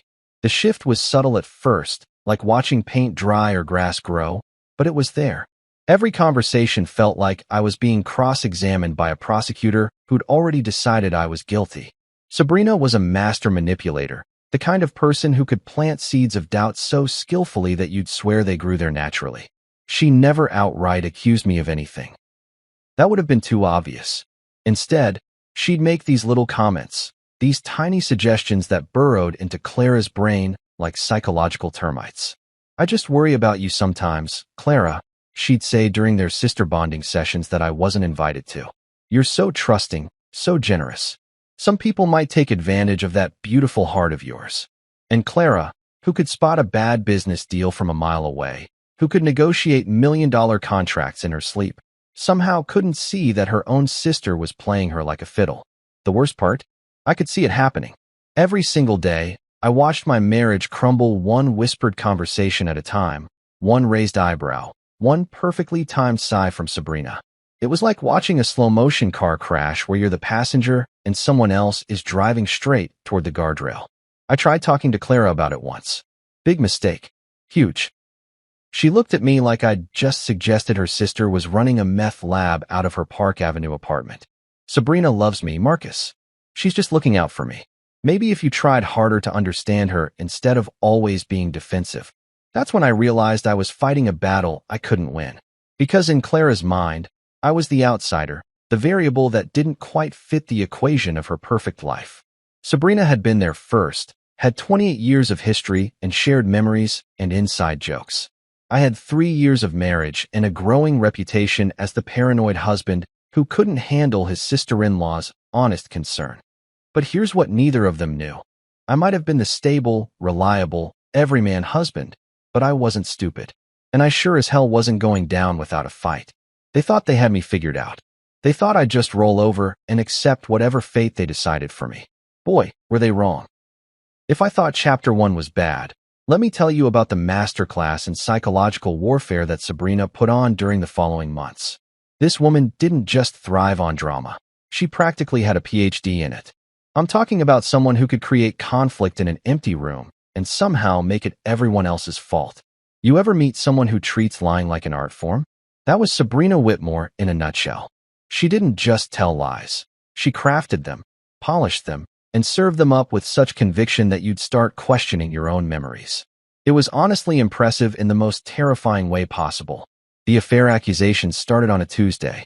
I remember because I was supposed to meet Clara for lunch at that overpriced bistro she loved downtown. The kind of place where they charge $30 for a salad and call it artisanal. I was running late from a client meeting when my phone buzzed with a text from Clara. Rain check on lunch. Need to think about some things Sabrina told me. Some things Sabrina told her. Those 6 words should have come with a hazmat warning because they were about to poison everything we'd built together. When I got home that evening, the temperature in our penthouse felt like it had dropped about 20 degrees. Clara was sitting in her favorite chair, the white leather monstrosity that cost more than most people's monthly rent. With this look on her face like she'd just discovered I'd been running a human trafficking ring out of our spare bedroom. "We need to talk," she said. And brother, if you've ever been married, you know those 4 words are basically the relationship equivalent of code red. All hands on deck. Prepare for impact. "Sure, babe. What's up?" I said, trying to keep things light while my stomach was doing gymnastics routines that would make an Olympic athlete jealous. Clara took a deep breath, the kind you take before you jump off a cliff or tell someone their dog died. "Sabrina saw you having lunch with a woman today. A blonde woman. At Cafe Milano. Now, here's where it gets absolutely ridiculous. First off, I wasn't at Cafe Milano. I was in a conference room with 3 middle-aged guys discussing pipeline schedules for a construction project. Second, the only blonde I'd interacted with all day was the barista at Starbucks who spelled my name Marcus, despite me spelling it out for her. But Sabrina had planted this seed, and Clara was already nurturing it like it was going to bloom into a beautiful garden of justified suspicion. "Clara, honey, I was in meetings all day. I can show you my calendar, my emails. Hell, I can probably get security footage from my office building if you want."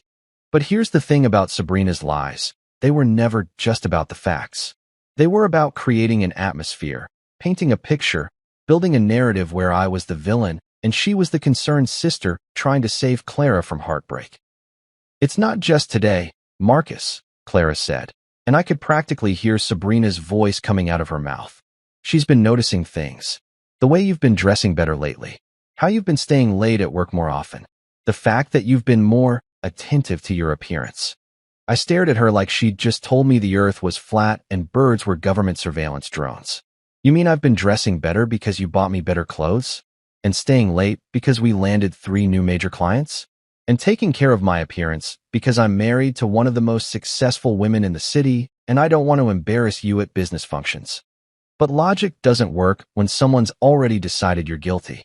Clara had that look in her eyes, the same one she got when she was closing a particularly difficult real estate deal. She'd made up her mind, and now she was just looking for evidence to support her conclusion. The money accusations came next, because apparently I was supposed to be both an unfaithful husband and a financial parasite. According to Sabrina's latest intel, I'd been funneling funds into side businesses and using Clara's connections for personal gain. This was rich coming from someone whose only job was professionally spending her sister's money. But hey, who's keeping track?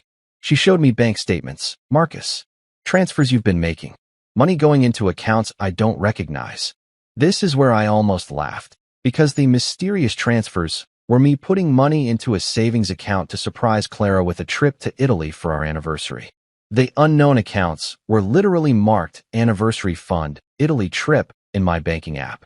But Sabrina had taken screenshots at just the right angle to make it look suspicious, like some kind of financial forensics expert who'd flunked out of detective school.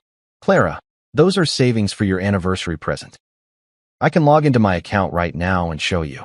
Or, she said, and I could practically hear Sabrina whispering in her ear, you could have set that up as a cover story in case I found out. This is when I realized I was dealing with conspiracy theory levels of paranoia. No matter what evidence I provided, there was always another explanation that painted me as the bad guy. It was like playing chess with someone who changed the rules every time they were about to lose. The worst part wasn't even the accusations themselves. It was watching Clara transform into someone I didn't recognize. This woman who used to trust me completely, who would defend me against anyone and everyone, was now treating every word out of my mouth like it needed to be fact-checked by 3 independent sources. My friends tried to warn me. Dave from work took me out for drinks and said, "Dude, that sister-in-law of yours is straight up toxic. Clara's letting her pull the strings like she's a puppet." My buddy Mike was more direct. "Brother, you need to get ahead of this situation before it gets worse. That Sabrina chick has it out for you, and she's not going to stop until she gets what she wants." But I was stubborn. I thought love would win out over manipulation. I thought 3 years of marriage would count for more than a lifetime of sisterly bonds built on financial dependency and emotional manipulation. I thought Clara would eventually see through Sabrina's games and realize what was happening. I was wrong. Dead wrong. Catastrophically, spectacularly wrong. The confrontation that changed everything happened on a Thursday night. I remember because we were supposed to watch the season finale of that show Clara liked. The one about rich people with rich people problems that somehow made our actual rich people problems seem quaint by comparison. Instead, Clara was waiting for me in the living room with what looked like a full presentation prepared. I'm talking printed emails, highlighted bank statements, a timeline of my alleged infidelities that would have impressed a federal prosecutor. Sabrina's fingerprints were all over it, but Clara presented it like she'd uncovered it all herself. "I can't do this anymore, Marcus," she said, her voice colder than a Manhattan winter. "Sabrina wouldn't lie to me about something this serious. She loves me. She's looking out for me. And everything she's told me, it all adds up." That's when I knew I'd lost. Not because of anything I'd done, but because Sabrina had played the long game perfectly. She'd convinced Clara that love meant suspicion, that trust was naive, and that the sister who'd been bleeding her dry financially was more reliable than the husband who'd been building a life with her. Looking back, I should have seen it coming. But sometimes when you're in the middle of the storm, you can't see the hurricane forming around you. The house that once felt like home had officially become enemy territory. You know that moment in movies where the protagonist gets the rug pulled out from under them, and there's always this dramatic music swelling in the background while they stand there looking shocked and betrayed? Well, real life doesn't come with a soundtrack. And let me tell you, getting kicked out of your own home is a lot less cinematic and a lot more soul-crushingly pathetic than Hollywood would have you believe. It was a Friday evening in October. I remember because the leaves in Central Park were just starting to turn, and I'd been thinking about how Clara and I used to take walks through there during our first autumn together. Funny how your brain focuses on the stupidest details when your world's about to implode. I'd just gotten home from work, loosening my tie and looking forward to a quiet weekend. Maybe ordering from that Thai place Clara liked. Watching something mindless on Netflix. You know, normal married couple stuff. Instead, I walked into what felt like a corporate boardroom meeting where I was both the defendant and the guy who didn't get the memo about what he was being accused of. Clara was standing in our living room. Excuse me, her living room, as I was about to be reminded, wearing that navy blue power suit that meant business. Not the fun kind of business, either. The kind of business that ends with someone getting fired, divorced, or in my case, both simultaneously. Her arms were crossed. Her expression was colder than a penguin's ass in Antarctica, and behind her, like some sort of designer-dressed demon whispering in her ear, stood Sabrina with a smirk that could have powered half of Manhattan. "We need to talk," Clara said, which was becoming her favorite phrase lately. It was like she'd trademarked those 4 words and decided to use them as a weapon of mass destruction against my peace of mind. "Okay," I said, setting down my briefcase and trying to read the room. The vibe was somewhere between funeral parlor and execution chamber, which should have been my first clue that this wasn't going to be a conversation about weekend plans or whose turn it was to pick up the dry cleaning. Clara took a deep breath, the kind you take before you perform surgery or demolish a building. "Pack your things, Marcus. I can't trust you anymore." Just like that. No preamble, no lengthy explanation, no dramatic build-up. Just a sentence that hit me like a freight train carrying a cargo load of what the actual hell. I stood there for a moment, waiting for the punchline or the hidden camera crew or literally anything that would make this make sense. "I'm sorry, what?" I managed to say, because apparently my brain had decided to take a little vacation right when I needed it most. "You heard me," Clara said, and her voice had that flat, executive tone she used when she was firing underperforming employees. "I want you out of this house. Tonight. I can't have someone I don't trust living under my roof anymore." Under her roof. Not our roof. Her roof. Because apparently, 3 years of marriage had just been me crashing at Clara's place like some kind of overstayed house guest who'd finally worn out his welcome. Behind her, Sabrina was practically vibrating with satisfaction. She wasn't even trying to hide her glee anymore. The mask was off, the gloves were down, and she was basking in her victory like a cat who'd just caught the biggest, dumbest mouse in the history of pest control. "Clara, honey, let's talk about this," I said, trying to keep my voice calm and reasonable, like I was negotiating a business deal instead of fighting for my marriage. "Whatever Sabrina told you. Don't." Clara held up her hand like a traffic cop stopping a speeding car. "Don't you dare try to turn this around on my sister.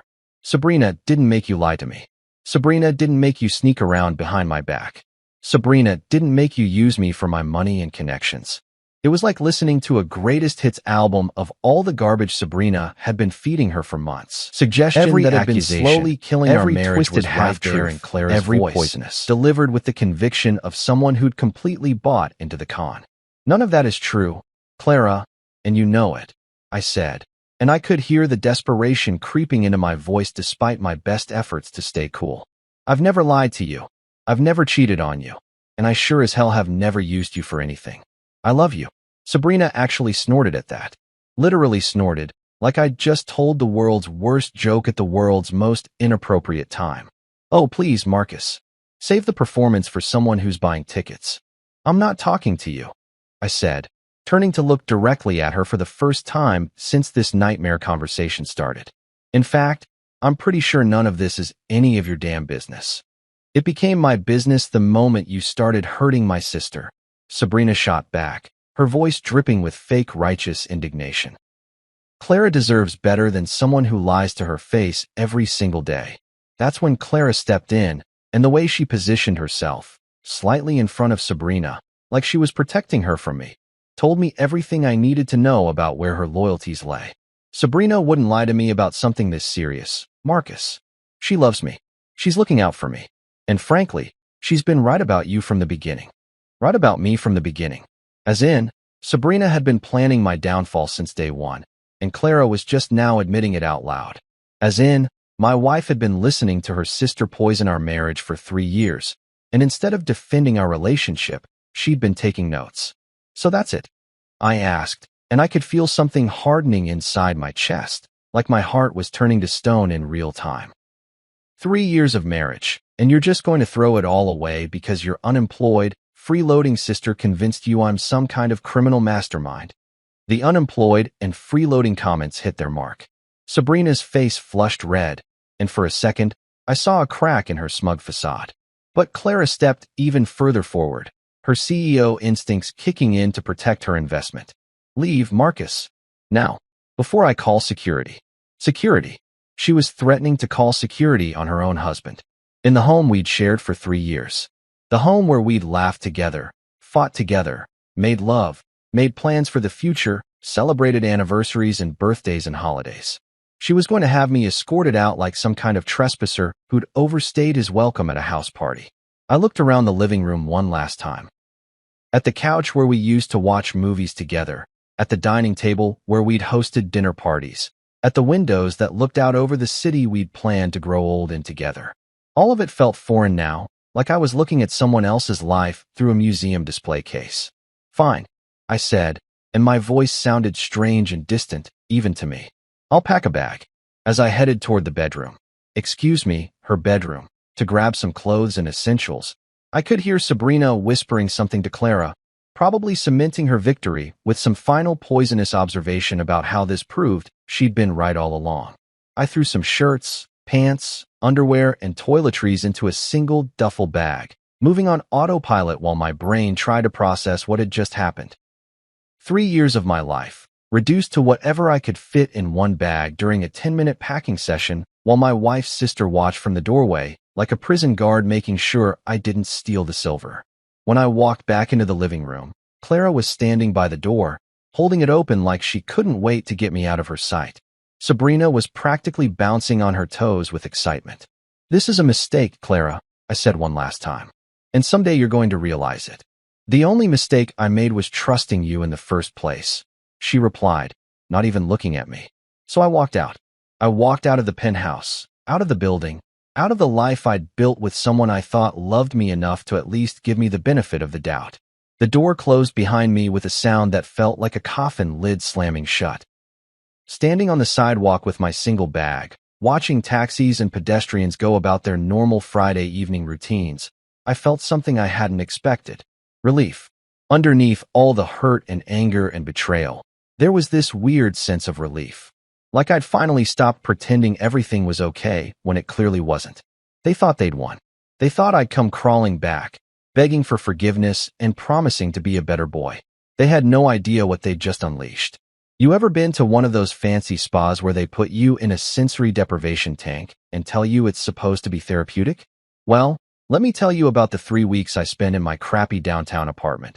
Because it was basically the same experience, except instead of finding inner peace, I was plotting the most elegant revenge in the history of marital warfare.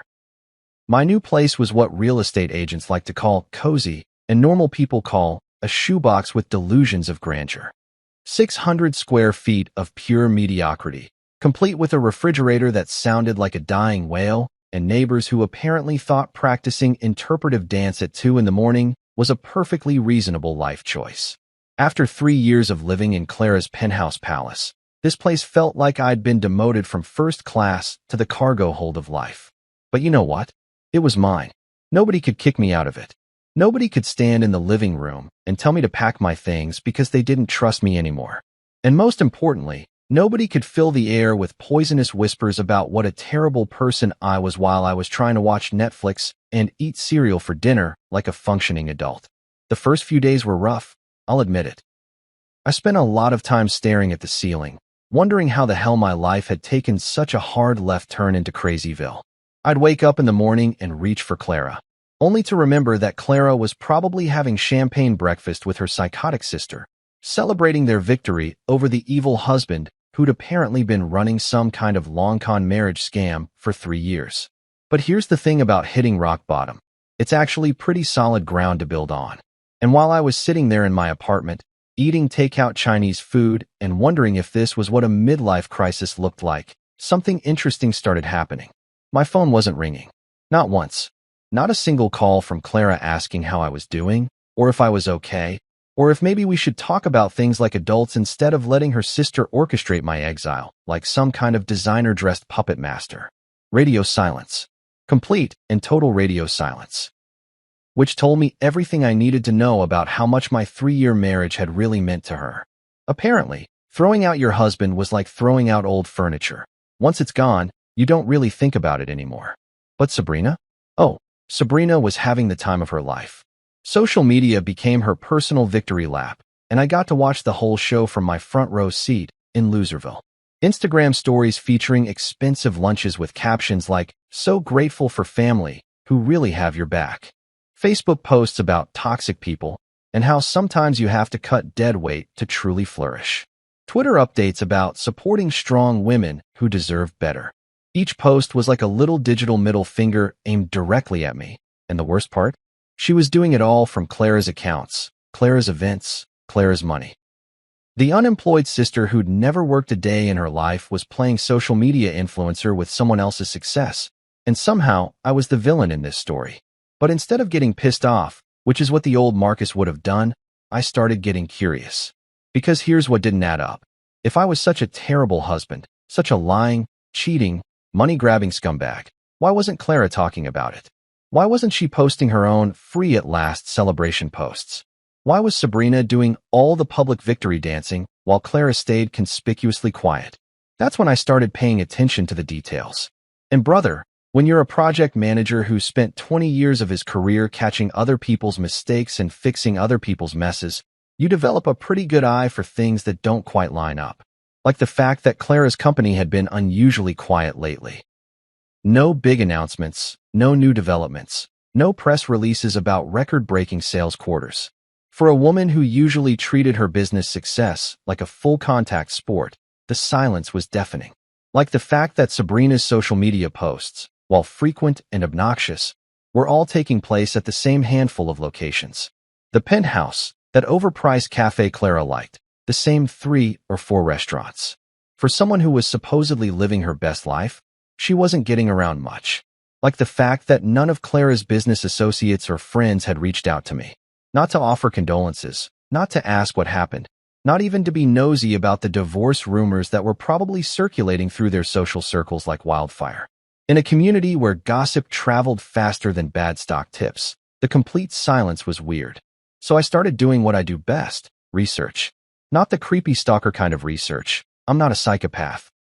But the methodical, professional kind of research that comes from years of managing complex projects where one missed detail can cost everyone involved a fortune. I started with the easy stuff. Public records, business filings, anything that was legally available to anyone who bothered to look. And that's when things started getting interesting. Turns out, Whitmore Luxury Real Estate had been having what you might call a challenging fiscal quarter. Several deals had fallen through.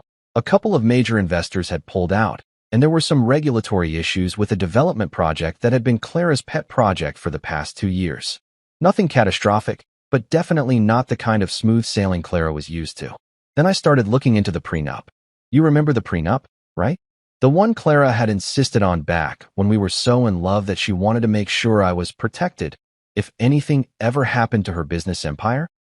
The one she drafted when she was still thinking with her heart, instead of listening to her sister's paranoid fantasies? Here's something most people don't know about prenups. They're not just about protecting the wealthy spouse from the poor spouse. Sometimes, depending on how they're written and when they're signed, they can work the other way around. Especially when the wealthy spouse initiates a divorce based on false accusations and refuses to attempt counseling or mediation. I spent hours reading through that document. And let me tell you, 3 years ago, Clara had been a very different person from current Clara. 3 years ago, Clara had been madly in love and wanted to make sure I felt secure in our marriage. She'd insisted on clauses that would protect me if she ever became abusive, controlling, or unfaithful. She'd included provisions for substantial alimony if the marriage ended due to her misconduct or unreasonable behavior. Unreasonable behavior. Like, say, throwing your husband out of the house based on lies told by your freeloading sister, without any evidence of actual wrongdoing, and refusing to even attempt to work through your problems like adults. Current Clara probably didn't even remember those clauses. She'd been so focused on protecting her assets from a hypothetical bad husband that she'd accidentally created a legal safety net for the good husband she was about to throw away. While I was discovering this interesting legal tidbit, I also started documenting everything. Screenshots of Sabrina's social media posts, particularly the ones that could be interpreted as harassment or defamation. Records of all my attempts to contact Clara and work things out. Evidence of my actual whereabouts during the times Sabrina claimed I was having affairs or conducting mysterious business meetings. And slowly, quietly, methodically, I started building a case that would have made my old law school professors proud. Not because I was planning to destroy anyone. I'm not a vindictive person by nature. But because I was finally done being the victim in someone else's twisted family drama. The phone call from Clara came on a Tuesday morning, exactly 3 weeks after she'd kicked me out. I was sitting in my kitchen, drinking coffee, and reading through some particularly interesting financial documents I'd requested from our accountant, when my phone buzzed with her name. For a split second, I thought about not answering. But curiosity got the better of me. Marcus. Her voice sounded different. Smaller. Less certain. We need to talk.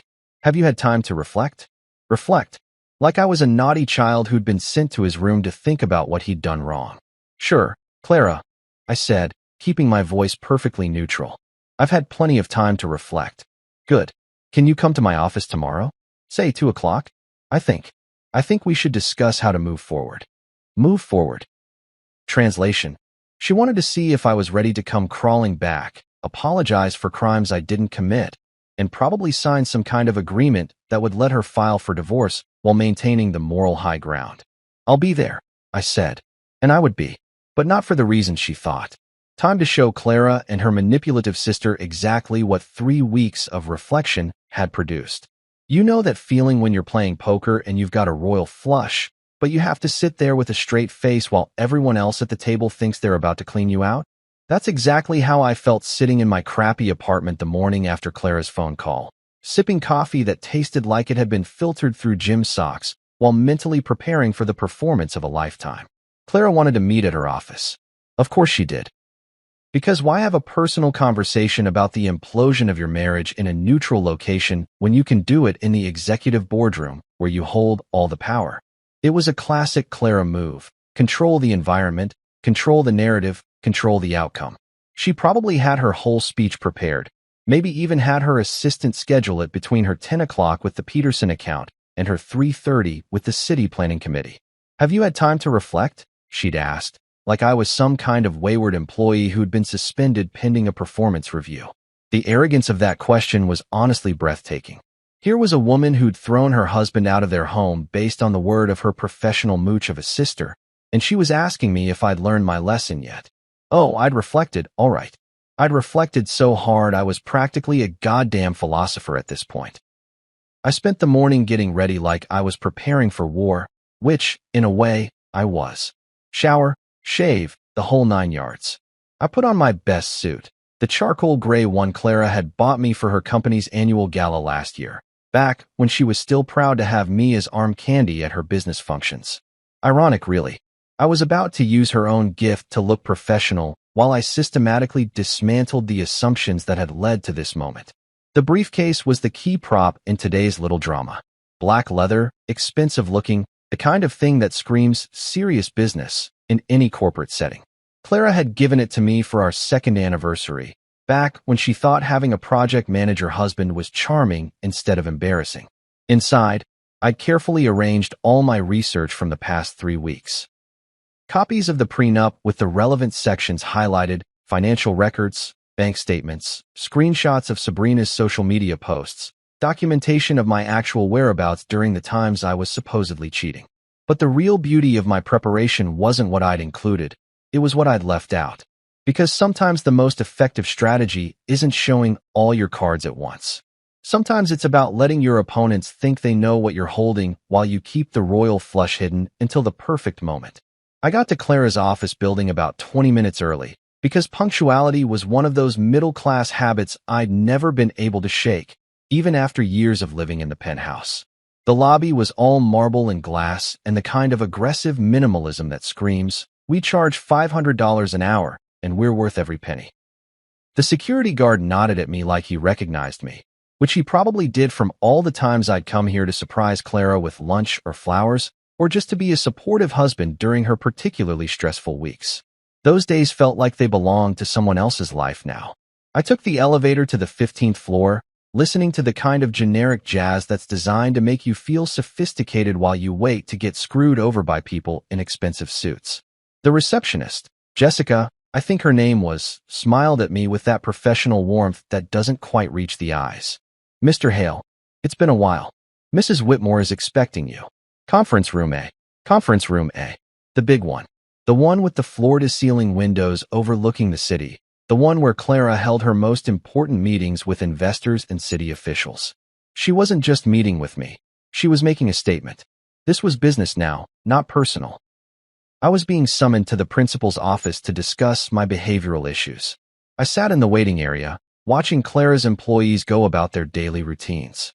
These were people I'd met at company parties, people who'd congratulated me when Clara and I got married, people who'd probably been gossiping about my mysterious disappearance for the past 3 weeks.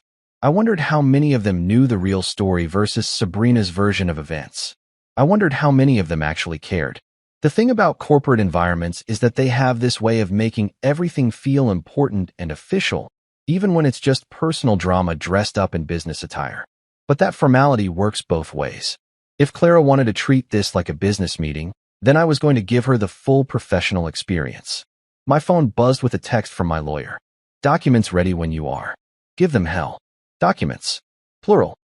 Because while Clara had been spending the past 3 weeks basking in her victory over the terrible husband, I'd been doing something she apparently hadn't considered. I'd been getting legal advice from someone who actually knew what they were talking about. At exactly 2 o'clock, Jessica appeared at my side with that same professional smile. "Mrs. Whitmore is ready for you now." I followed her down the hallway, past the motivational posters and awards and photographs of Clara shaking hands with various important-looking people. This was her domain, her kingdom, her carefully constructed monument to success and control. And in about 10 minutes, I was going to show her exactly how much control she actually had over this situation. The conference room door opened, and there she was. Clara, sitting at the head of the long mahogany table like she was chairing a board meeting instead of having a conversation with her estranged husband. She looked good. She always looked good, but there was something different about her face. Tired, maybe, or stressed. The past 3 weeks hadn't been as easy as she'd pretended. And there, sitting to her right like some kind of evil advisor, was Sabrina. Because of course Sabrina was there. Of course the woman who'd orchestrated this entire situation would want to be present for my humiliation. She was probably planning to live tweet the whole thing. "Marcus," Clara said, gesturing to the chair across from her. "Please sit down." I sat down and placed my briefcase on the table with deliberate care. Both women looked at it with curiosity, probably wondering what pathetic collection of apologies and promises I'd brought to grovel my way back into their good graces. "Thank you for coming," Clara continued, slipping into her CEO voice like putting on a familiar jacket. "I hope these past few weeks have given you time to think about everything that's happened between us. Everything that's happened between us. Like our marriage had just spontaneously combusted instead of being systematically destroyed by the woman sitting next to her." "Oh, I've been thinking," I said, keeping my voice calm and pleasant. "I've been thinking a lot." Sabrina leaned forward slightly, that familiar smirk playing around the corners of her mouth. She was enjoying this already, anticipating the moment when I'd break down and beg for forgiveness while she got to play the role of the protective sister who'd saved Clara from a terrible mistake. "Good," Clara said, "because I think we need to discuss how we're going to handle this situation going forward. Our marriage, our living arrangements, our future. Our future." The way she said it, with that slight pause, told me everything I needed to know about what kind of future she had in mind. There would be a divorce, probably with me taking the blame for the whole mess. There would be a settlement, probably heavily weighted in her favor. There would be a narrative where she was the successful businesswoman who'd been taken advantage of by a gold-digging husband, and Sabrina was the loyal sister who'd tried to warn her. It was a nice plan. Clean, simple, effective. Too bad for them that I'd spent the past 3 weeks coming up with a better one. "Actually, Clara," I said, reaching for my briefcase, "I think you're right. We do need to discuss our future. And I've brought along some materials that I think will help clarify exactly what that future is going to look like." The briefcase clicked open with a sound that seemed to echo in the suddenly quiet room. Both women were staring at me now with expressions that had shifted from confident control to something that looked suspiciously like uncertainty. Before we get started, I continued, pulling out a neat stack of papers. I just want to say that I've done a lot of reflecting over the past 3 weeks. About our marriage, about trust, about what happens when people make assumptions without checking the facts first. I placed the papers on the table between us and looked directly at Clara for the first time since I'd walked into the room. And what I've concluded is that you're absolutely right. We do need to discuss how we're going to handle this situation going forward. I slid the papers across the table to her with a smile that probably looked a lot more confident than I felt. Starting with these divorce papers, I'd like you to sign. You know that moment in chess when you move your queen into position and your opponent suddenly realizes they've been playing checkers this whole time? That's exactly what Clara's face looked like when those divorce papers hit the mahogany table with all the subtle impact of a nuclear bomb wrapped in legal letterhead. The silence in that conference room was so thick you could have cut it with a butter knife and served it as an appetizer at one of Clara's fancy business dinners. Both women were staring at the documents like I'd just pulled a live snake out of my briefcase instead of a perfectly legitimate legal filing that had been prepared by one of the best divorce attorneys in the city. Clara's hand was hovering over the papers like she was afraid they might burst into flames if she actually touched them. Her perfectly composed CEO mask was starting to crack around the edges, and I could practically see the gears turning in her head as she tried to figure out how the hell the meeting had gotten away from her this quickly. Sabrina, on the other hand, looked like someone had just told her Christmas was canceled and her trust fund had been donated to charity. The smirk that had been permanently attached to her face for the past 3 weeks had vanished completely, replaced by an expression that was somewhere between confusion and pure, unadulterated panic. What is this? Clara finally managed to say, her voice carrying just the tiniest tremor that told me I'd succeeded in rattling her cage in a way that probably hadn't happened since her first board meeting 20 years ago. Those are divorce papers, I said helpfully, like I was explaining basic math to a particularly slow kindergartner. You know, the legal documents that officially end a marriage when one party decides to throw the other party out of their shared home based on completely fabricated accusations. I kept my voice pleasant and conversational, the same tone I'd used to discuss the weather or ask someone to pass the salt. Professional courtesy, you might call it. After all, we were in a business setting, and I believed in maintaining appropriate workplace decorum even when I was systematically destroying someone's assumptions about how this conversation was going to go. Clara picked up the papers with hands that were definitely not as steady as they'd been 5 minutes ago. Her eyes started scanning the first page, and I watched her face go through a fascinating series of expressions as the reality of the situation began to sink in. Confusion gave way to shock. Shock gave way to disbelief. And disbelief was rapidly approaching something that looked suspiciously like the early stages of pure terror. Marcus, she said slowly, like she was trying to talk a jumpy horse into not throwing her off a cliff. Surely we can discuss this like adults. There's no need for lawyers and legal proceedings. We can work something out privately. Privately. Translation: she wanted to negotiate this mess behind closed doors where she could control the narrative and minimize the damage to her reputation. Where she could spin it as a mutual decision instead of the train wreck it actually was. Oh, we absolutely can discuss this like adults, I agreed cheerfully. In fact, that's exactly what we're doing right now. You're an adult, I'm an adult, and these are adult consequences for adult decisions. Funny how that works, isn't it? Sabrina had been unusually quiet during this exchange, which should have been my first warning that she was about to do something spectacularly stupid.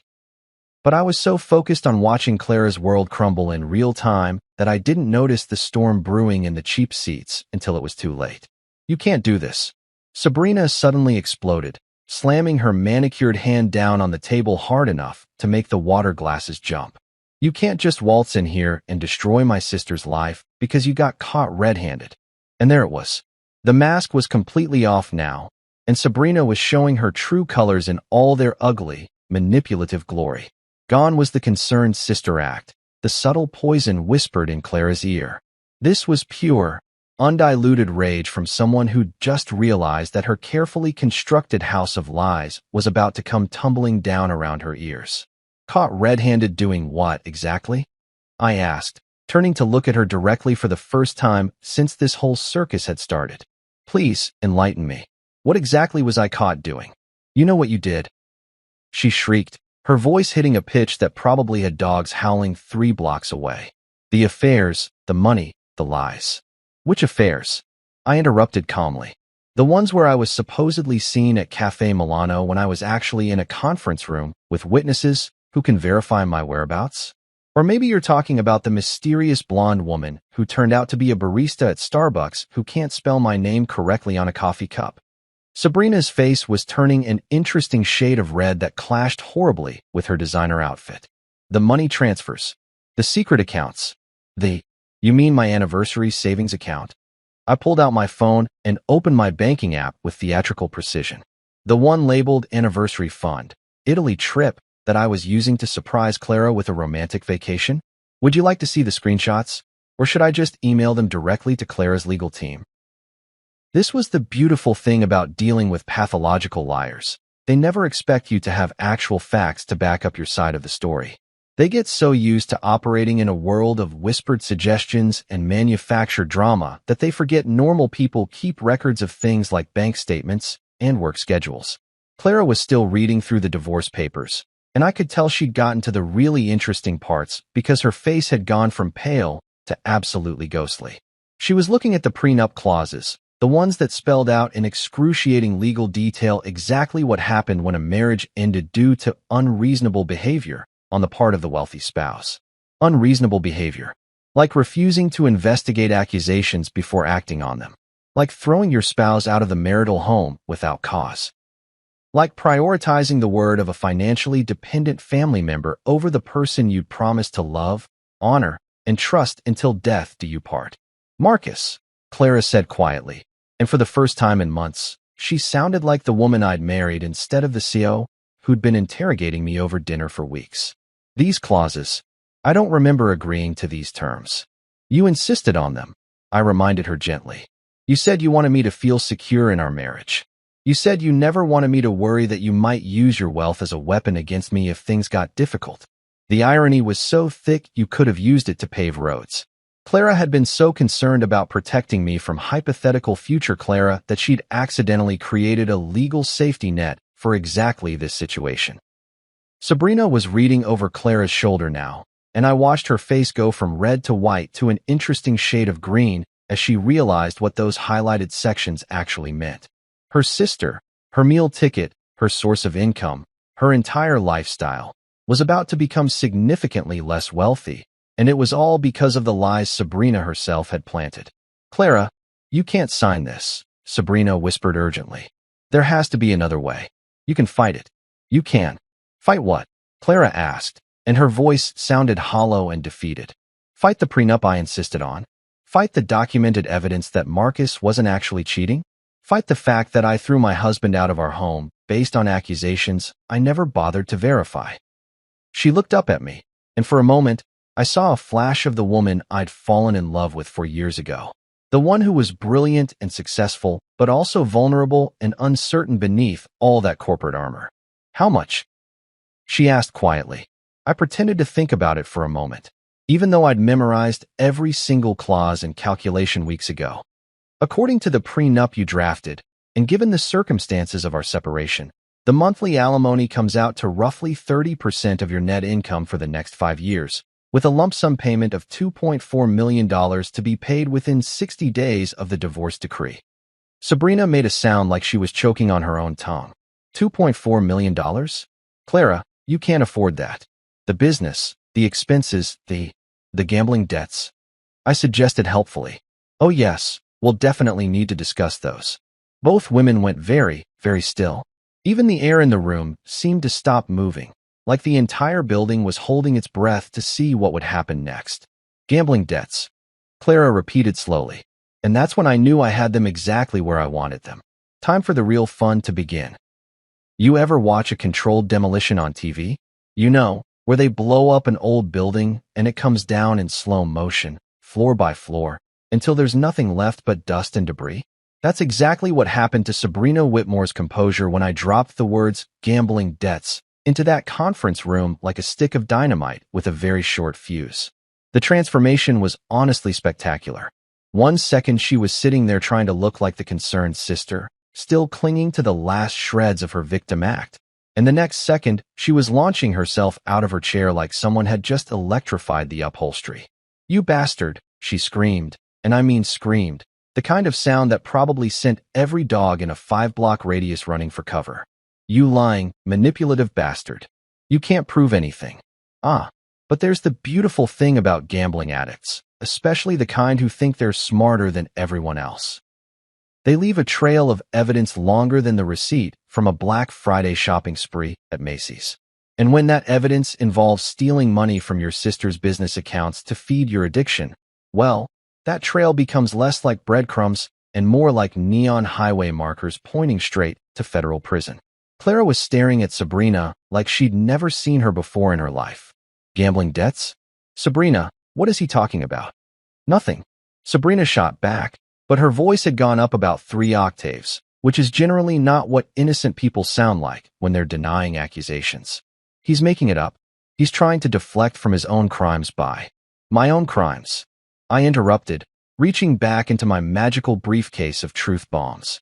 "You mean like this?" I pulled out a manila folder that was thick enough to choke a horse and placed it gently on the table between us.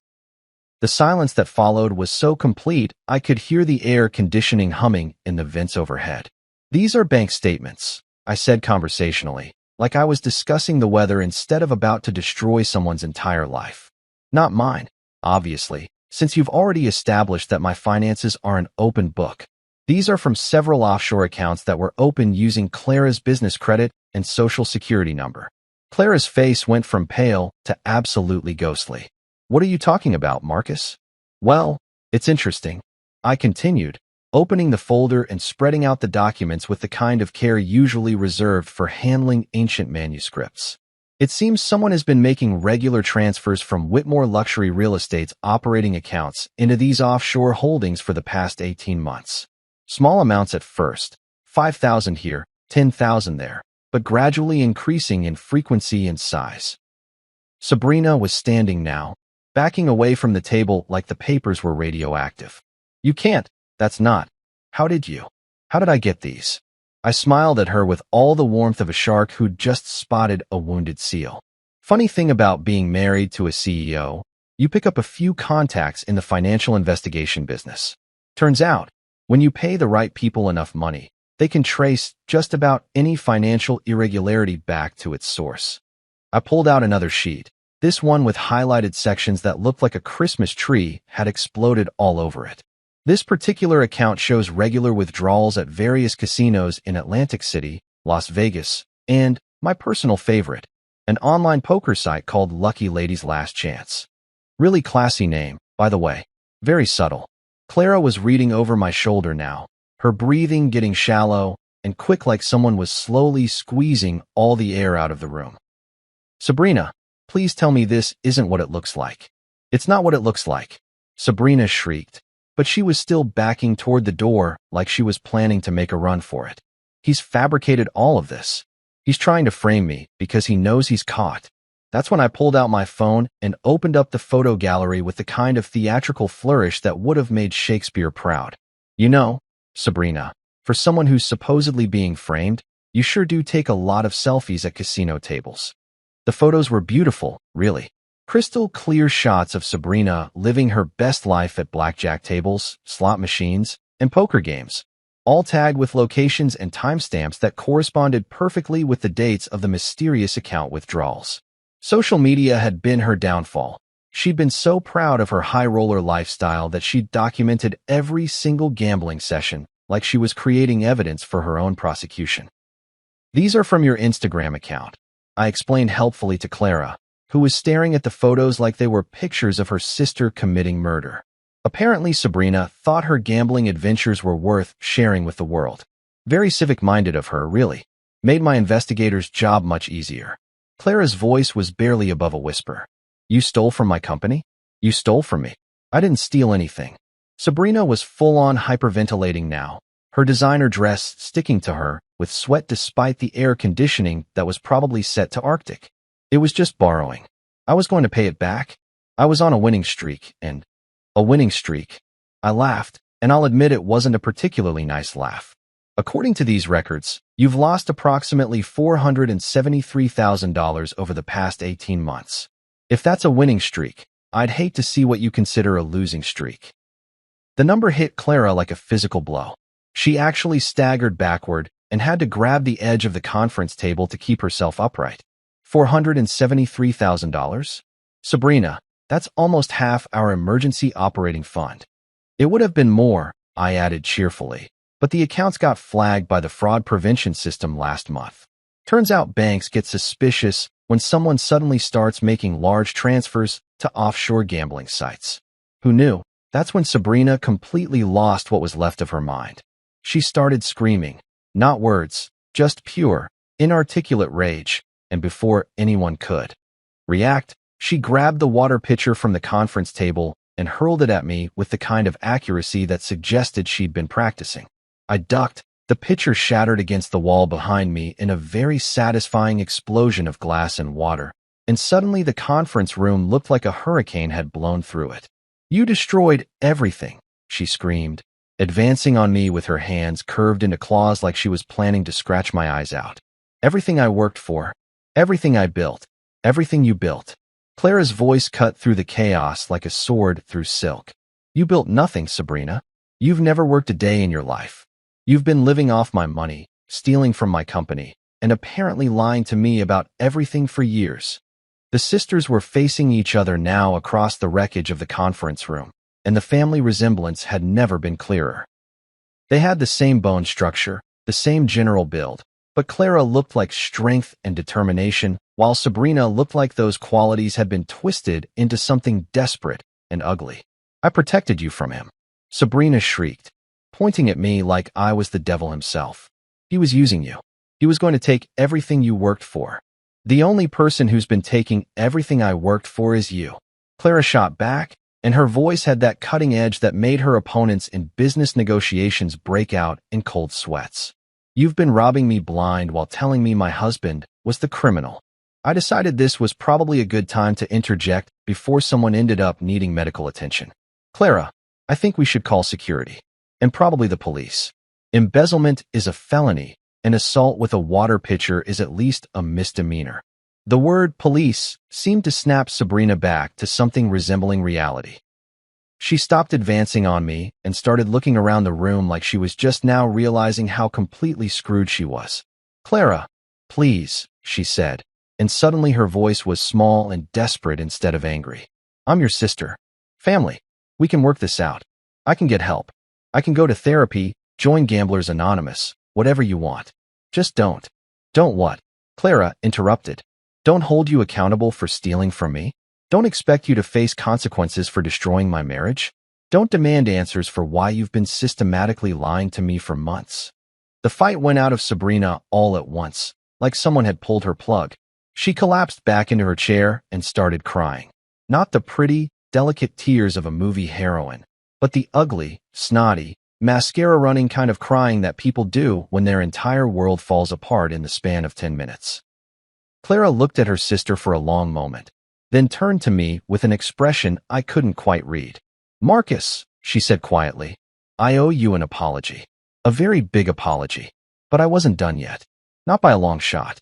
Actually, Clara," I said, gathering up my papers with deliberate care, "I think what you owe me is a signature on those divorce papers." The real reckoning was just getting started. You know what they say about truth being stranger than fiction? Well, let me tell you, after spending 3 weeks digging into Sabrina Whitmore's financial activities, I was starting to think whoever came up with that saying had clearly never met someone whose entire life was built on a foundation of lies, theft, and what I can only describe as weaponized incompetence. But here's the thing about people like Sabrina. They never commit just one crime. They're like potato chips of criminal behavior. You can't steal just once. And while I was watching her have her dramatic meltdown in Clara's conference room, I realized I hadn't even gotten to the really juicy stuff yet. My lawyer had outdone himself. The man was like a financial archaeologist, digging through layers of deception to uncover artifacts of fraud that would have impressed the FBI's white-collar crime division.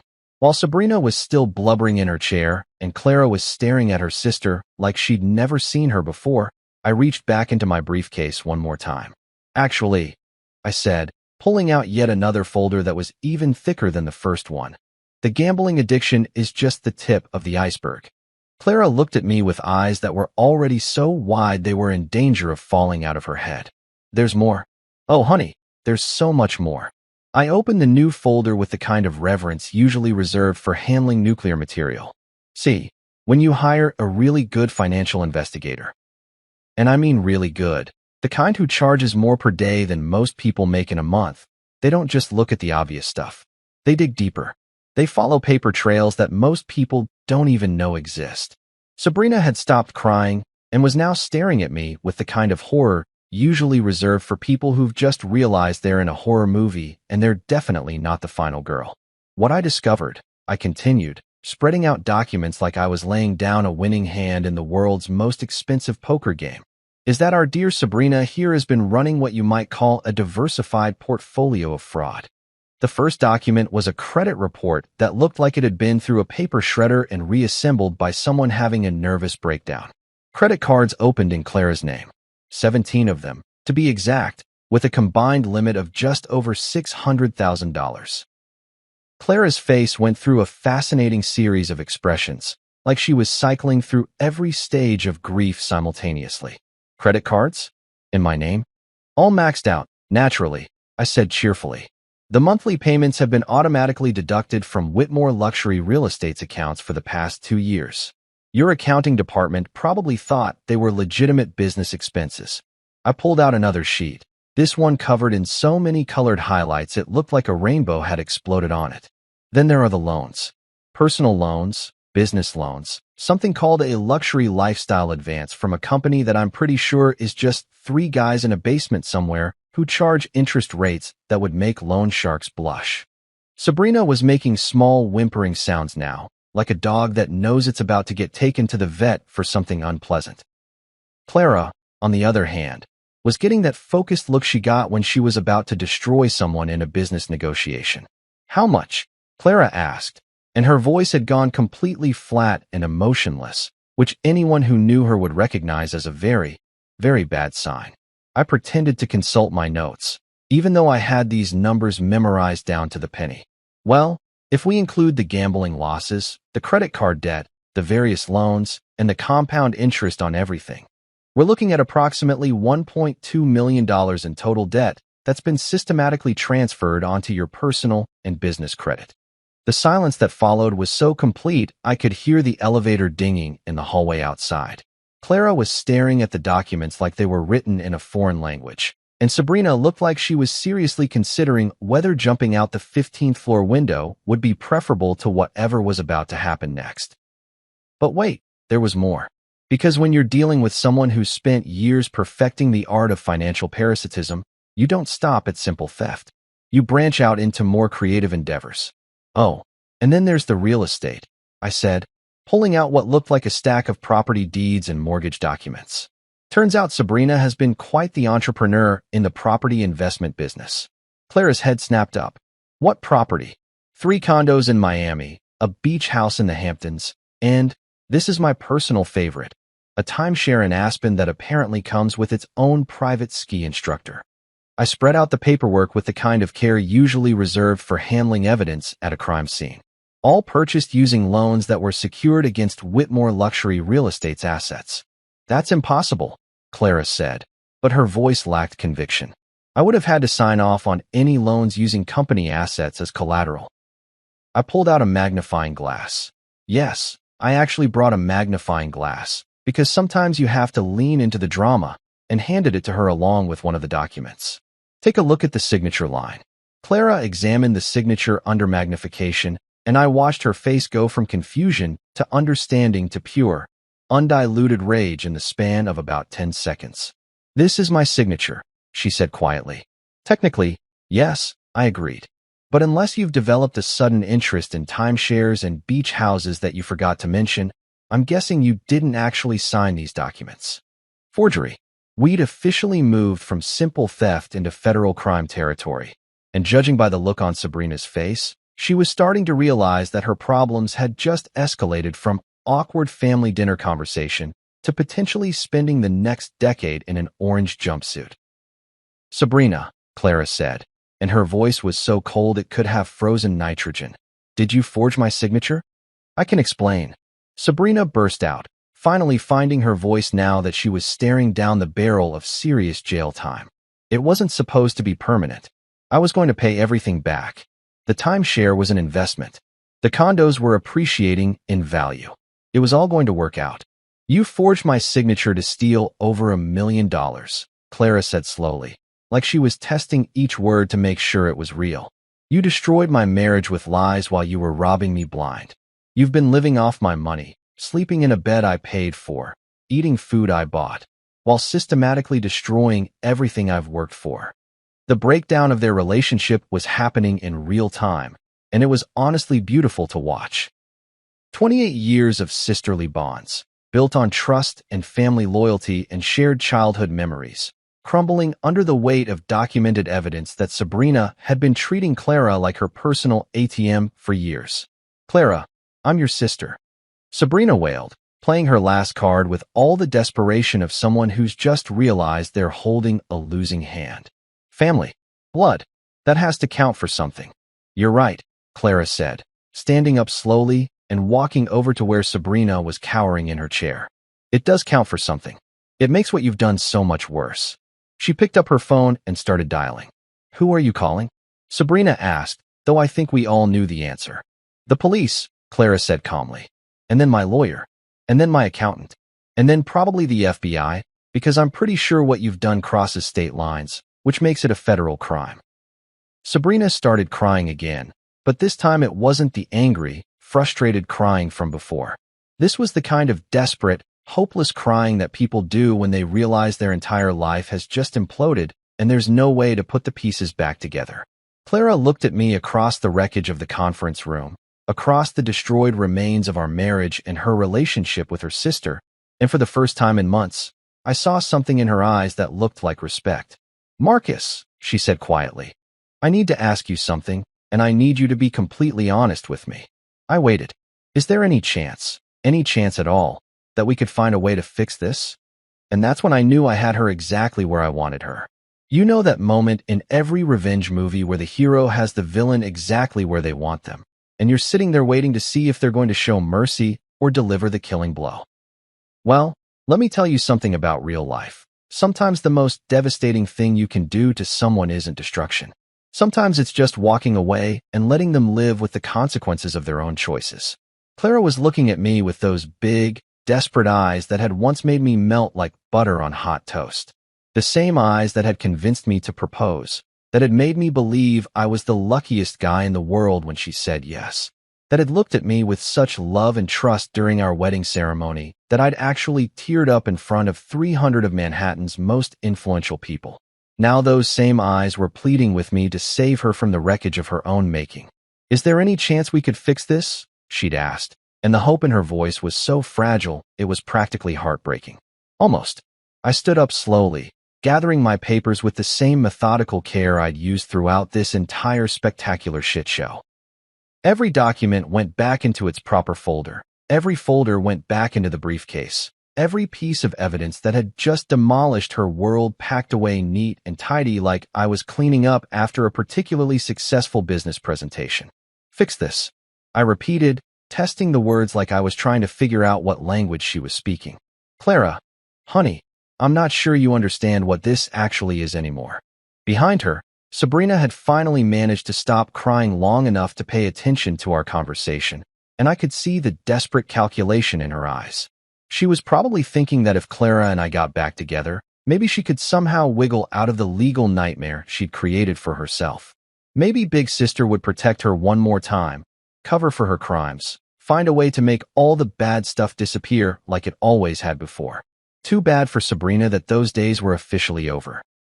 I know I made mistakes, Clara said, and credit where credit's due. She was trying to maintain some dignity even though her entire world was collapsing around her ears. I know I trusted the wrong person. I know I should have believed you instead of. She gestured vaguely at her sister, who was still huddled in her chair like a designer-dressed gargoyle. Instead of me. I finished for her. Instead of your husband. Instead of the man you promised to love, honor, and trust until death do us part. Instead of the guy who spent 3 years of his life building a relationship with you while your sister was systematically robbing you blind and poisoning your mind against me. Each word hit her like a physical blow, and I could see her flinch with every accusation. But here's the thing about consequences. They don't care about your feelings. They don't care how sorry you are or how much you regret your choices. They just exist, heavy and permanent and utterly unforgiving. "Marcus, please," she said, and there was real pain in her voice now. "I was wrong. I was so wrong about everything. But we can start over. We can rebuild. I'll make it right. Start over." Like the past 3 months had been some kind of minor disagreement, instead of a complete character assassination orchestrated by the person she'd chosen to trust over me. Like I could just forget the night she'd thrown me out of our home like garbage, the weeks of silence, the absolute certainty in her voice when she told me that Sabrina wouldn't lie to her about something so important. "How exactly are you planning to make it right, Clara?" I asked, closing the briefcase with a satisfying click that seemed to echo through the destroyed conference room. "Are you going to give me back the 3 years I spent married to someone who was willing to believe the worst about me without a shred of evidence? Are you going to undo the humiliation of being kicked out of my own home? Are you going to somehow erase the fact that when push came to shove, you chose your lying, stealing, manipulative sister over the husband who'd never given you any reason not to trust him?" The questions hung in the air like smoke from a house fire, and I could see Clara scrambling for answers that didn't exist. Because that's the thing about trust. Once it's broken, really truly broken, all the apologies in the world can't put it back together again. You can say you're sorry, you can promise to do better, you can even mean it with every fiber of your being. But you can't unknow what you learned about someone's character when they showed you who they really were in a crisis. And Clara had shown me exactly who she was when things got difficult. She was someone who would throw away 3 years of marriage based on the word of a person who'd been lying to her about everything else in her life. That wasn't the kind of person I wanted to be married to anymore. "I love you," she said desperately, playing her last card with all the finesse of someone who'd just realized the deck was stacked against them. "I know I screwed up, but I love you, Marcus. That has to count for something." I looked at her for a long moment. This woman who had been the center of my universe for 3 years, this brilliant, successful, powerful CEO who could negotiate million-dollar deals in her sleep, but couldn't see through her own sister's pathetically obvious lies. And I felt nothing. No anger, no hurt, no residual love trying to pull me back into the disaster she'd created. Just a vast, empty sense of being done with all of it. "You know what, Clara? I actually believe that you think you love me. But here's what I've learned about your version of love. It's conditional. It depends on other people's opinions. It evaporates the moment someone whispers something ugly in your ear. That's not love, sweetheart. That's just convenience with feelings attached." Sabrina tried to interject, probably hoping to salvage something from this train wreck, but I held up a hand that stopped her cold. "And you," I said, turning to look at her directly. "You don't get to say a goddamn word. You've done enough talking for one lifetime. Security will be here soon to escort you out, and then you get to spend the next few years explaining to various law enforcement agencies exactly how you thought stealing over $1 million from your sister was a reasonable life choice." I picked up my briefcase and walked toward the door, leaving both women sitting in the wreckage of their relationship and Clara's business empire. But just before I reached the exit, Clara called out one last time. "Marcus, please. Don't leave like this. I was wrong about everything, but we can fix it. We can go to counseling. We can work through this. I'll do anything." I stopped with my hand on the door handle and turned back to look at her one final time. She was crying now, silent tears that tracked down her cheeks and probably cost more than most people's monthly salary in ruined makeup. And for just a second, I almost felt sorry for her. Almost. "You want to know the really sad part about all of this, Clara?" I said quietly. "If you had just asked me about any of those accusations, if you had just given me the chance to defend myself instead of deciding I was guilty based on your sister's word, none of this would have happened. Your marriage would be intact, your business would be secure, and Sabrina would still be your problem to deal with instead of the FBI's." I opened the door, and the sounds of normal office life drifted in from the hallway, phones ringing, people having ordinary conversations about ordinary problems, the blessed mundane reality of a world where people weren't destroying each other's lives over fabricated betrayals. But you chose to trust her instead of me, I continued. You chose to believe the worst about the person who'd never given you any reason to doubt him. And now you get to live with the consequences of that choice. I walked out of that conference room, out of Clara's office building, out of the life I'd built with someone who'd turned out to be a stranger wearing the face of the woman I'd loved. Behind me, I could hear Sabrina starting to wail again and Clara trying to calm her down, but their voices faded as I made my way to the elevator. The doors closed with a soft ding, and as I watched the floor numbers count down toward ground level, I realized something that surprised me. I felt lighter than I had in months. For the first time since this whole nightmare started, I was free. You know how they say revenge is a dish best served cold? Well, let me tell you something about that particular piece of wisdom. It's absolutely true, but what they don't mention is that the best revenge isn't actually revenge at all. Sometimes the most satisfying outcome is just watching the universe handle your enemies for you while you're busy building a better life somewhere else. It's been 6 months since I walked out of Clara's conference room, and I've got to say, the view from my new reality is pretty damn spectacular. I'm sitting in my new office, not the cramped downtown shoebox I'd been hiding in during the divorce proceedings, but a legitimate office with windows that actually open and a coffee maker that doesn't sound like it's having an existential crisis every time I use it. The sign on the door reads, "Hail Project Solutions," and business has been better than I ever imagined possible. Turns out, when you spend 3 years married to one of the most connected women in the city's business community, you pick up a few contacts of your own. And when those contacts hear that you're newly single and available for freelance project management work, and they've always thought you were the brains behind some of Clara's more successful ventures anyway, well, let's just say my phone started ringing pretty much the day after the divorce was finalized. The irony is beautiful, really. Clara used to joke that I was her secret weapon in negotiations, the guy who could spot problems before they became disasters and keep complicated projects running smoothly.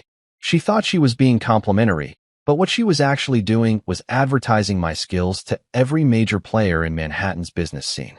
Now those same people are my clients, and I'm making more money in 6 months as a consultant than I made in 2 years as a salaried project manager.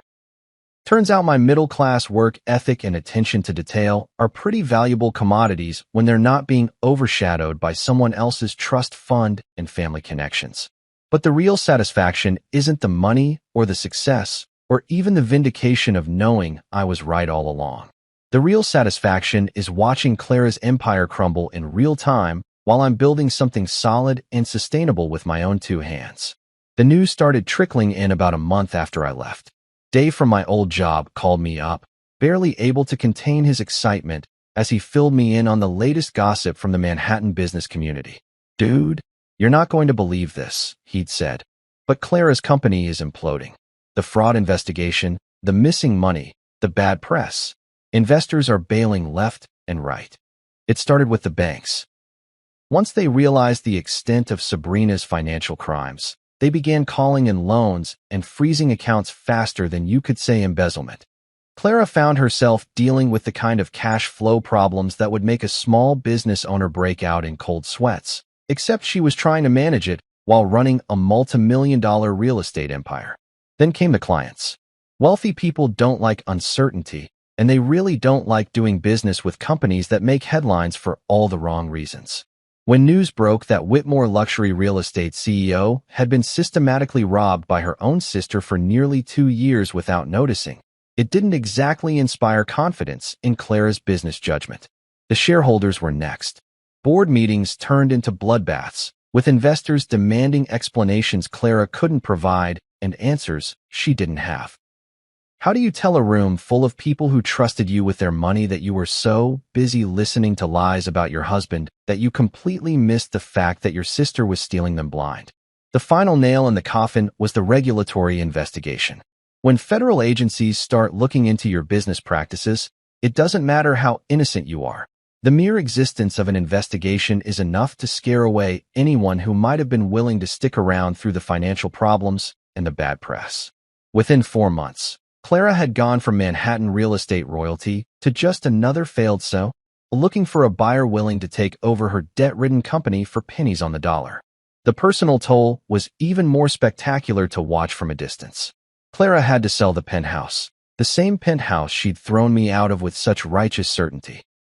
She'd downsized to a modest apartment in Queens, which must have felt like being exiled to Siberia for someone who'd spent her entire adult life living in Manhattan luxury. The social circle she'd cultivated so carefully over the years evaporated overnight.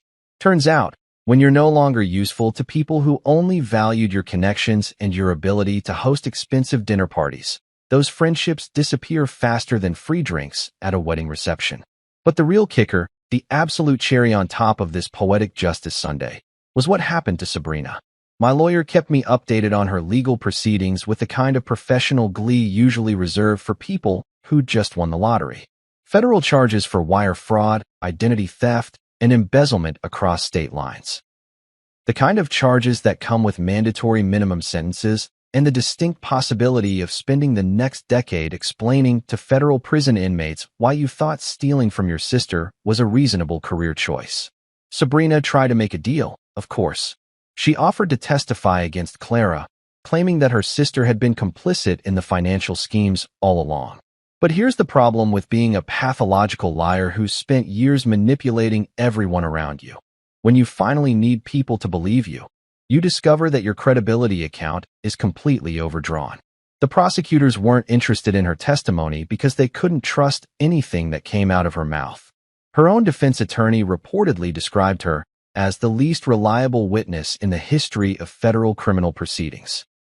And Clara, despite everything Sabrina had put her through, refused to throw her sister completely under the bus, which meant Sabrina couldn't even get a deal by fully cooperating. She got 8 years in federal prison, and from what I hear, she's not adjusting well to life without credit cards and personal shoppers. Clara tried reaching out to me a few times during those chaotic months. Voicemails that started apologetic and gradually became more desperate as her situation deteriorated. Text messages that ranged from, "I hope you're doing well," to "Please, I need to talk to someone who understands what really happened." I ignored every single one, not out of spite, though I'll admit spite played a small role in my decision-making process. I ignored them because I genuinely had nothing to say to her. What was I supposed to do? Offer comfort to the woman who destroyed our marriage based on lies? Provide business advice to someone who demonstrated such spectacularly poor judgment? Pretend that 3 years of my life hadn't been wasted on someone who valued her sister's manipulation over her husband's honesty? The final paperwork for our divorce was signed on a Tuesday morning in October, exactly 1 year after she'd thrown me out of the penthouse. I met her at the courthouse, neutral ground, lawyers present, everything official and impersonal. She looked smaller than I remembered, worn down by months of stress and financial pressure, and the kind of social isolation that comes from being publicly humiliated in a very small, very gossipy business community. "Marcus," she said as we waited for the judge to process the final documents, "I want you to know that I understand now. About everything. About what she did to us, about what I did to us. I understand that I destroyed the best thing in my life because I was too proud and too stupid to see what was right in front of me." I looked at her, really looked at her for the first time in months, and felt absolutely nothing. No anger, no sadness, no residual affection. She was just a stranger who happened to share some unpleasant history with me. "I know you do," I said quietly, "but understanding what you did wrong doesn't undo the damage. It doesn't give me back the 3 years I spent married to someone who was willing to believe the worst about me without evidence. It doesn't change the fact that when our marriage was tested, you chose your sister over me. If I could take it all back." "But you can't," I interrupted gently. "And that's the point, Clara. Some mistakes don't get do-overs. Some trust, once broken, can't be repaired. Some relationships, once destroyed, can't be rebuilt." The judge called our case, and we went through the final formalities of legally ending what had once been the most important relationship in both our lives. Signatures, stamps, official declarations that Marcus and Clara Hale were no longer married, no longer legally bound to each other, free to pursue separate futures. Walking out of that courthouse, I felt something I hadn't experienced in over a year, genuine happiness. Not the bitter satisfaction of watching your enemies destroy themselves, not the grim pleasure of being proven right about everything, but real, honest-to-God happiness about what came next. I had a business that was thriving, friends who actually valued me for who I was instead of what I could provide, and for the first time in my adult life, a future that belonged entirely to me. 6 months later, I can honestly say that getting thrown out of that penthouse was the best thing that ever happened to me. Not because I enjoyed the pain or the humiliation or the months of legal battles, but because it forced me to discover that I was stronger, smarter, and more capable than I'd ever given myself credit for. Clara's world collapsed because she built it on a foundation of other people's money and other people's lies. My new world is solid because I built it myself, one honest client relationship and one successful project at a time. And when I signed those final divorce papers, I didn't just end my marriage to Clara Whitmore. I began my life as Marcus Hale, and let me tell you, it's a hell of a lot better than anything I left behind.